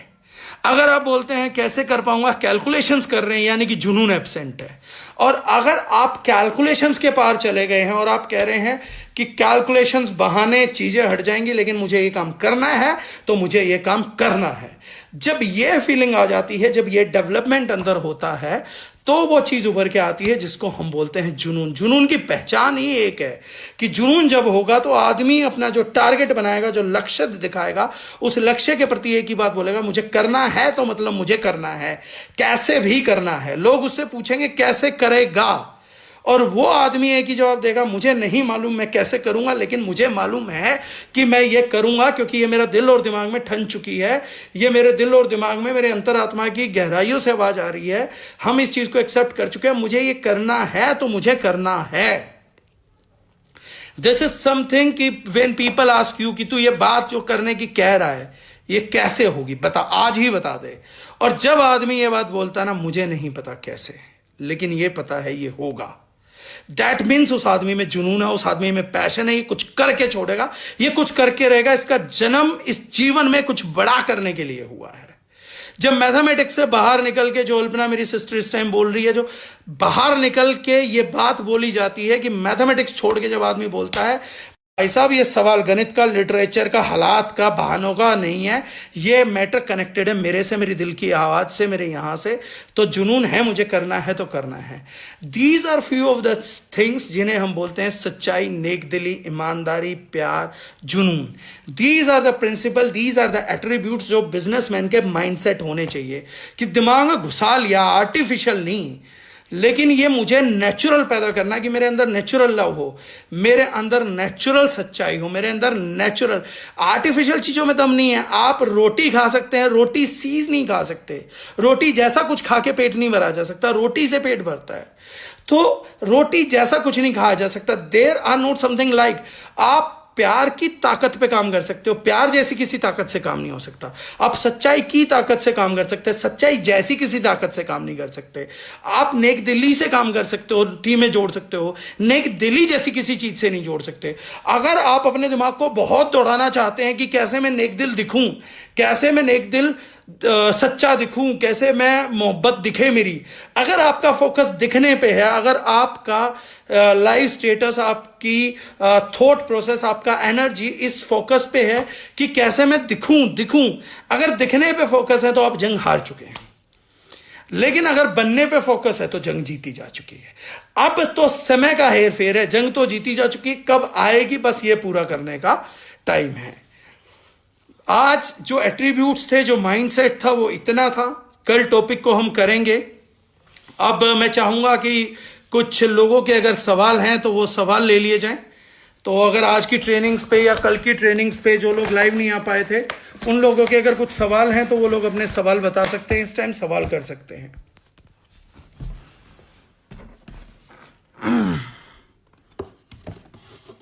मेरी आवाज आ रही है लोगों तक?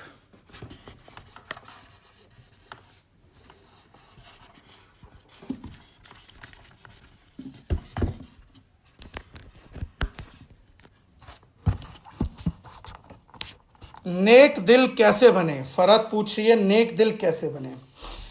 नेक दिल बनने के लिए बड़ा सिंपल सा चीज है जो समझने की बात है। हाँ, नेक दिल बनने के कोई पैरामीटर है? नेक दिल का मतलब होता है जरूरतमंद व्यक्तियों की मदद करना। अब मदद करने को पहले थोड़ा सा ब्रीफ समझ लिए। कई लोग समझते हैं कि अगर मैं पैसा दे दूंगा तो मदद करूंगा। पैसा देना, पैसा देना वो पहली चीज है जिससे आप दूसरों की मदद नहीं करते, दूसरों की कब्र खोदते हैं। बहुत जरूरत है पैसे की, आपको जानते हो कि 2 दिन बाद इसका पैसा ना लौटाने वाला पैसा अगर आप किसी को देते हैं, जब आप इस चीज पे कंफर्म होते हैं कि वो पैसा लौटा देगा, 100% लौटा देगा, जब आप इस चीज पे आते हैं तो ये कंफर्मेशन होती है कि बॉस आप कर देंगे। नेक दिली क्या होती है समझिएगा। कोई व्यक्ति मेंटली परेशान है, अपना थोड़ा सा समय निकाल के अगर आपने उसको उस परेशानी के बाहर निकाल दिया तो आप नेक दिल हैं। अगर आपने किसी की परेशानी को पकड़ लिया और उसके साथ बैठ के कुछ वक्त गुजार दिया, उसके कंधे पे हाथ रख दिया या उसको गले लगा लिया या उससे एक अच्छी बात कर ली, उसको थोड़ा सा हंसा दिया, तो वो चीज नेक दिली में काउंट होती है। इन सब चीजों को हम नेक दिल बोल सकते हैं। हेमराय जी पूछ रहे हैं नेपाल में भी कैसे ला सकेंगे? सर वहां की गवर्नमेंट के कानून थोड़े से सख्त हैं, थोड़ा सा हम इंडिया में फैल जाएं तब तक आपको थोड़ा पेशेंस रखना पड़ेगा, फिर जल्दी से हम नेपाल में भी लेकर आएंगे चीजों को। और किसी का कोई सवाल?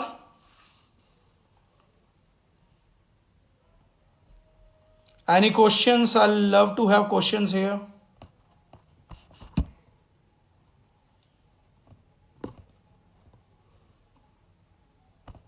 Anyone? Shall we end the session? आज की बातचीत को खत्म करें या किसी का कोई सवाल है?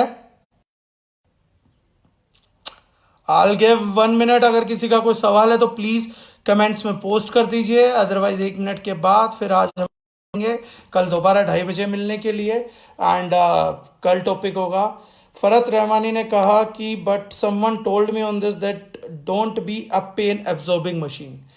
बिल्कुल मैंने ठीक कहा है। समझिए, अगर आप पेन एब्जॉर्बिंग मशीन बन जाएंगे, आप किसी का दर्द उधार ले लेंगे, तो वो आदमी तो दर्द के बाहर भले ही आ भी जाए, लेकिन आप दर्द में आ गए तो आप नेक दिल नहीं है।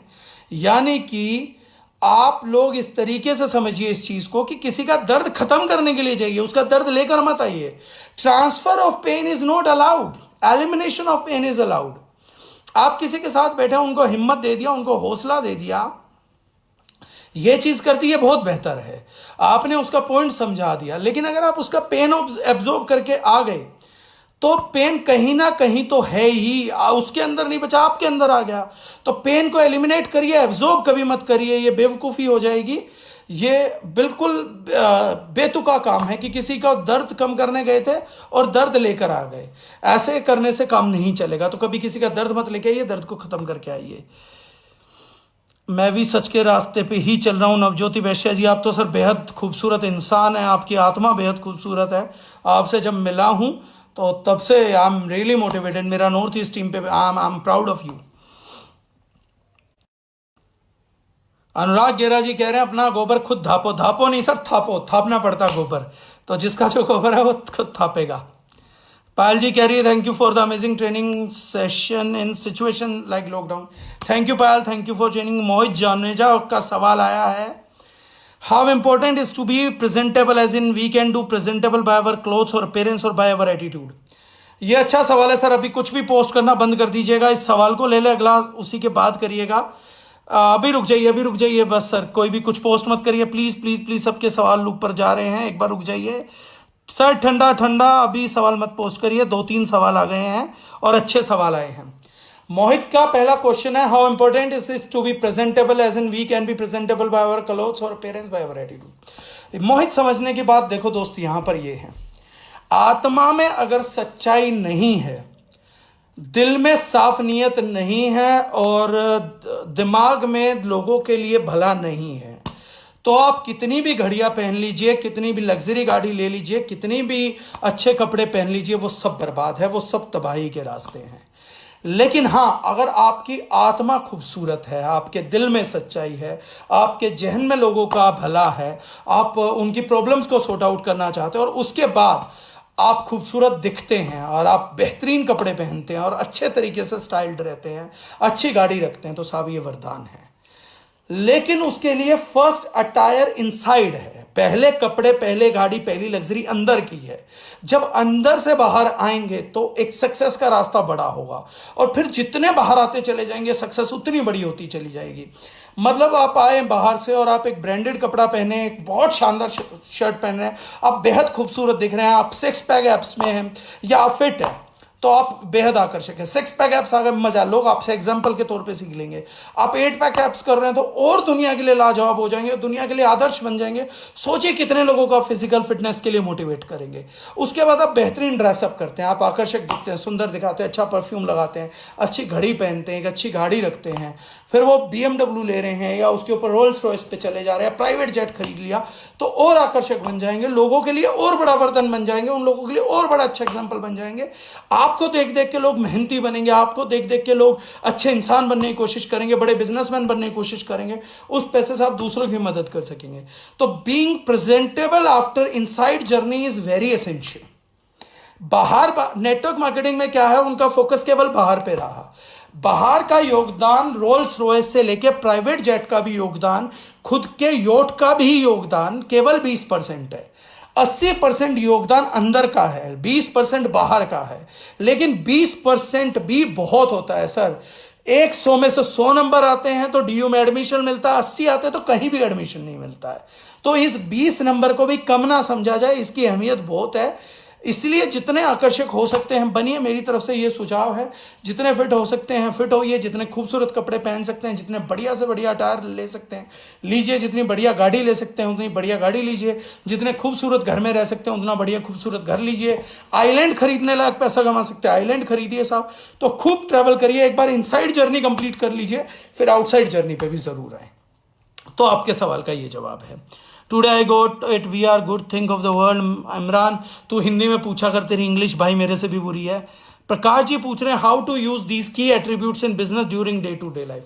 प्रकाश जी का सवाल है कि जो ये एट्रीब्यूट्स हमारे अंदर आ गए, इनको बिजनेस लाइफ में, डे टू डे लाइफ में हम कैसे यूज करें।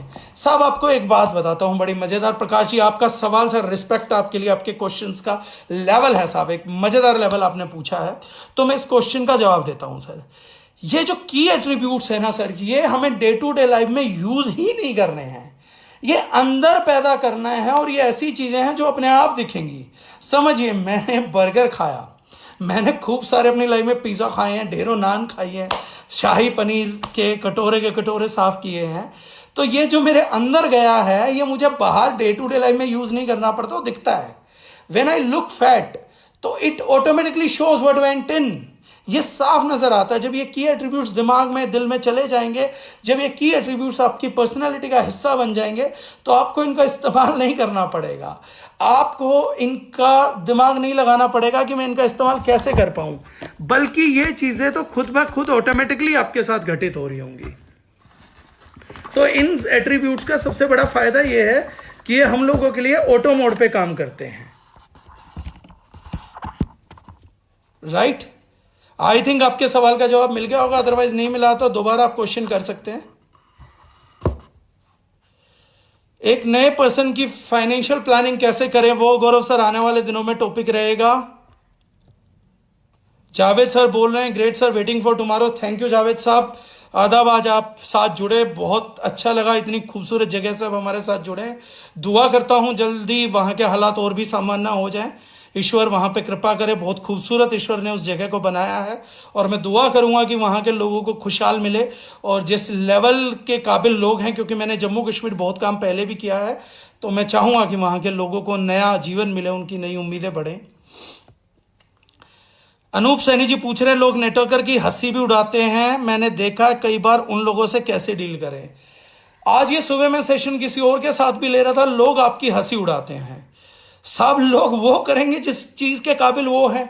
लोगों के पास माइंडसेट इतना है, बुद्धि छोटी है, दिल छोटा है, तो दूसरों की हंसी उड़ा सकते हैं। आप उनसे उम्मीद कर रहे हैं कि वो आपको सीरियसली, ये आपकी गलती है।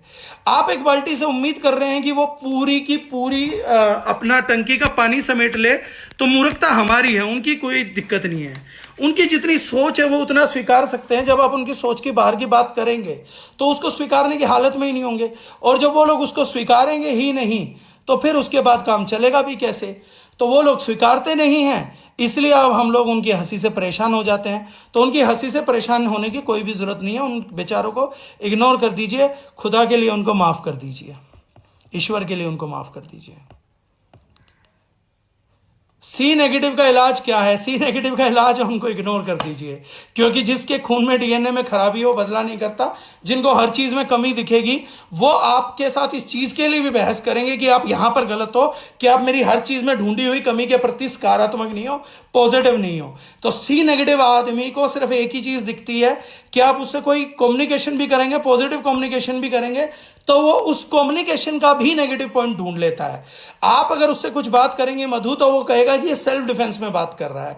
सी नेगेटिव आदमी को आपकी बातों में, आपके कम्युनिकेशन में, आपकी नीयत में ढूंढनी ही कमी है, देखना ही नेगेटिव है। इसलिए सी नेगेटिव व्यक्ति का इलाज केवल एक ही चीज के पास है, और वो परमात्मा का गिफ्ट है। वो जब आएगा तब आएगा। उसका इलाज केवल मृत्यु के पास है, मौत के पास है। उसके अलावा किसी भी व्यक्ति के पास इस धरा पे किसी चीज का इलाज नहीं है। सी नेगेटिव आदमी दुर्योधन देखता था, जो हर चीज में कमी ढूंढ लेता था, अपनी हर चीज के पीछे देखता था। तो उसका इलाज कृष्ण जी भी नहीं कर पाए, तो मेरे ख्याल से मधु नहीं कर पाएगी। तो सी नेगेटिव लोगों का इलाज है। नमस्ते।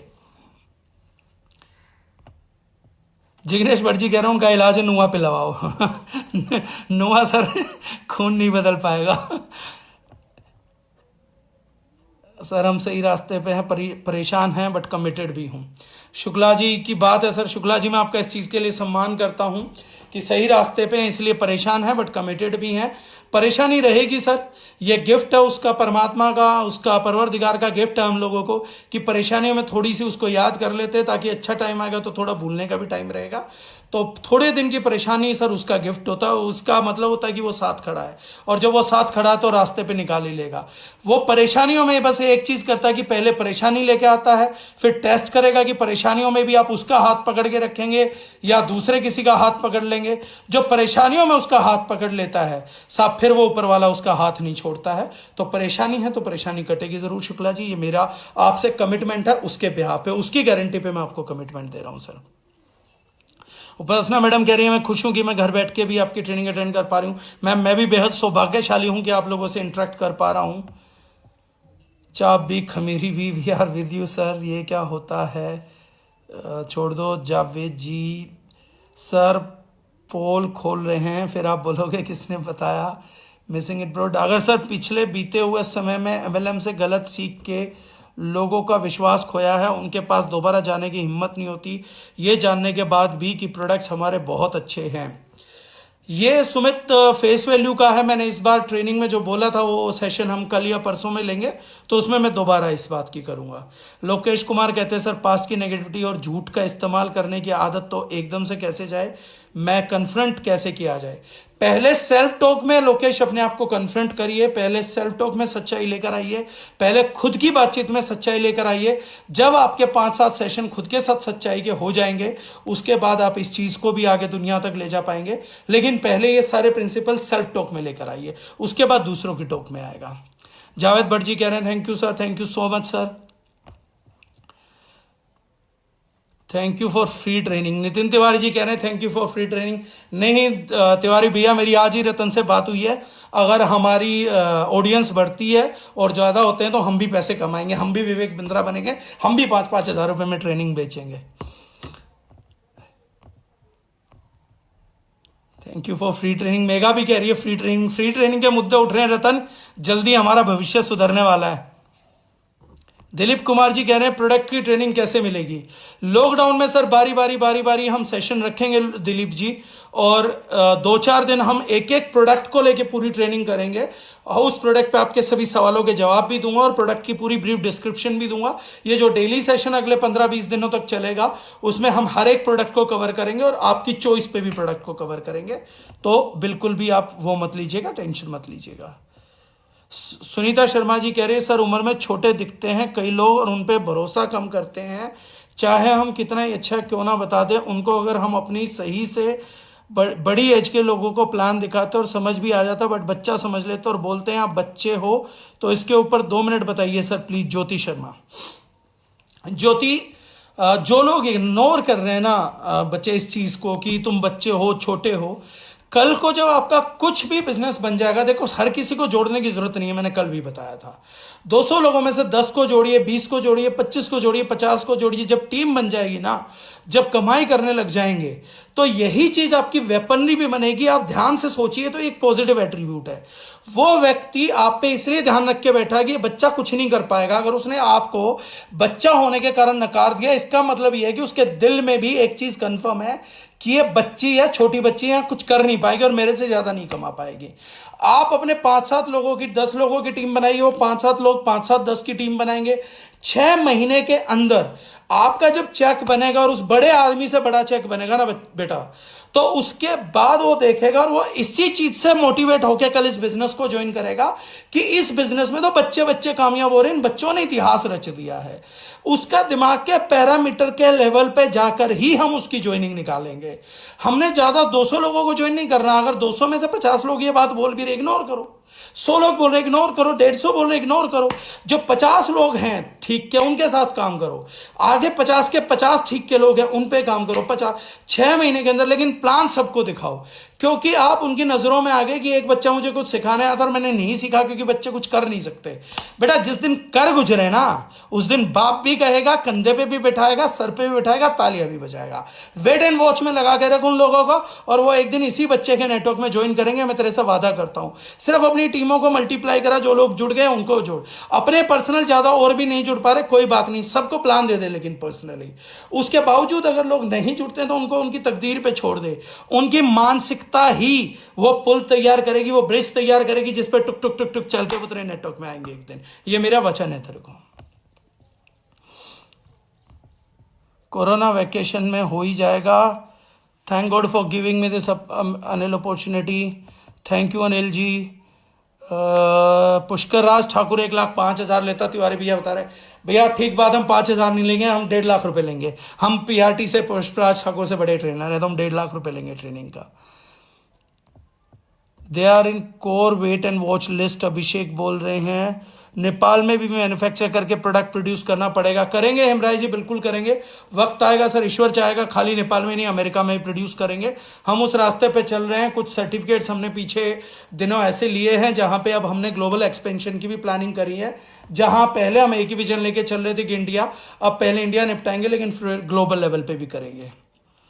सुनीता शर्मा जी, ज्योति कह रही है thank you so much sir, अब इतिहास रचूंगे। बेटा तू बिल्कुल रचेगी, और इस बात की गारंटी है, तू अच्छा काम करेगी। तेरे पास एक अच्छी पोटेंशियल है, and you are a great leader. तू एक छोटा मोटा बच्चा नहीं है, लेकिन एक बड़ा मजबूत बच्चा है बचपने में, और इस चीज को एक्सेप्ट करके तू छोटा बच्चा है, लेकिन मजबूत छोटा बच्चा। और मजबूत छोटे बच्चों के लिए कभी किसी महापुरुष ने कहावत कही थी कि पूत के पांव पालने में दिखते हैं। तो वो सबूत है बेटा, जिसके पांव बहुत बड़े बड़े और बहुत बड़ी जर्नी करेगी। तो स्वीकार कर इस बात को, और घमंड कर, प्राउड कर बच्चे इस बात पे कि तू एक बच्चा है, और बच्चा होने के बावजूद एक मजबूत बच्चा है। जो लड़ाई बड़े बड़ों के बस की लड़नी नहीं है, वो ये बच्चा लड़ाई लड़ रहा है। वो जो जिम्मेदारी बड़े नहीं उठा सकते, जिस बिजनेस नाम के शब्द से डर के असुर भाग जाते हैं, बड़े भाग जाते हैं, तो वो बच्चा जिसने जिम्मेदारी पाल ली। तो तू एक बहुत मजबूत बच्चा है। अपनी इस मजबूती पे बेटा इस उम्र के अंदर गर्व करियो। इस चीज से घबराने की जरूरत नहीं है कि तू छोटी है, तू बच्चा है। तू बच्चा है इसलिए गर्व कर कि जिस जिम्मेदारी को बड़े नहीं निभा पाए, इस बच्चे ने निभा लिया। तो इस बात के लिए बच्चे सौभाग्यशाली है। बहुत प्राउड है मुझे तेरे पे। तिवारी भैया से तो अभी चार्ज हो लीजिए, परेशान है भैया। नहीं, सबसे लेंगे, हर किसी से चार्ज लेंगे, तेरे से भी लेंगे। पिछले 3 दिनों की ट्रेनिंग में विजन क्लियर हो रहा है। Thank you Dagar sir. और तेरी विजन मुझे अच्छी लगी इमरान, इस बार हिंदी में पोस्ट किया। I love you bro. बस अब तो धीरे धीरे सारी तारीफ आ रही है, सवाल आ नहीं रहे हैं। सर जब हम लोगों का प्रोडक्ट दिखाते हैं तो वो यही बोलते हैं कि हमारे पास मोदी केयर के प्रोडक्ट्स हैं, तो कोई प्लान एंड प्रोडक्ट्स देखते ही नहीं, तो कैसे उन्हें समझाए। शिल्पा मैम, आपका अच्छा सवाल है कि कुछ लोग दूसरी कंपनियों के प्रोडक्ट यूज कर रहे हैं, तो उनको बोलिए कि मेरी बात को सुन लीजिए, समझ लीजिए, खरीदिए मत। आधी जंग हम तब जीत जाते हैं, 99% जंग हम बिजनेस में तब जीत जाते हैं जब हम लोगों के तक अपनी बात पहुंचा पाते हैं। हम भी इस उम्मीद में गए हैं सुनीता मैम कि प्रोडक्ट बिक जाए। ये जो प्रोडक्ट हम लोग बोल रहे हैं कि ये बिक जाए या इसके बेचने के लिए हम जा रहे हैं, तो हम फेल हो जाते हैं। मैंने जैसा कहा, पहले ही बिजनेस में एक सोच ले आइए कि 200 में से 200 लोगों को नहीं जोड़ना है, सभी को नहीं जोड़ना है। बिजनेस में ये एट्रीब्यूट ही गलत है। हमने बात सबसे करनी है। ज्वाइनिंग कुछ की आएगी, प्रोडक्ट कुछ लोग लेंगे जो ईश्वर के अधीन है, वो हम लोग रिजल्ट में कर्म करेंगे, फल की चिंता नहीं करेंगे। लेकिन जब आप अपनी बात रख के आएंगे ना, तो हमारे पास दारिज9 के प्लेटफॉर्म पे टच वुड उस ईश्वर की इतनी दया है कि हमारे पास प्रोडक्ट, सब्सटेंस, नॉलेज और कल्चर, लिटरेचर ऐसा है कि वो एक बार जब दिमाग में जाता खलबली मचा देता है। आदमी इंस्टेंट डिसीजन ना ले पाए लेकिन लॉन्ग में डिसीजन लेगा। और बिजनेस मैंने कल भी कहा था, अगर 1 साल 2 साल 5 साल के लिए कर रहे हैं तो मत करिए, जिंदगी भर के लिए करना है तो करेंगे। तो जिंदगी भर में मैम अगर 10 साल में बिजनेस चल जाए तो दिक्कत क्या है। तो ये लोग आपकी भविष्य की लीड्स हैं, लेकिन इनको आज बोल के आ जाइए मोदी केयर की भक्ति कर रहे हैं। मैं जानता हूं मोदी केयर के लोगों को भी, बाकी वहां भक्ति है, वहां प्रोडक्ट का जेन्युइन यूज नहीं है। जिस दिन इनके सपने टूट गए, भक्ति टूट गई, उस दिन प्रोडक्ट भी छूट जाएंगे। तो आप इनको बोल दीजिएगा कि मैं आपको बिजनेस के लिए लेकिन प्रोडक्ट के लिए आमंत्रित करने आई थी, प्रोडक्ट के लिए बात करनी आई थी, तो प्रोडक्ट समझा दीजिए। बहुत सारे लोग ज्वाइन भी हो रहे हैं, कुछ नहीं सुनेंगे, बस सुनने की दरख्वास्त करिए। बोलिए माल नहीं बेचना, माल लेके मत जाइए, तो सुनेंगे दरख्वास्त, धीरे धीरे सुनेंगे लेकिन सुन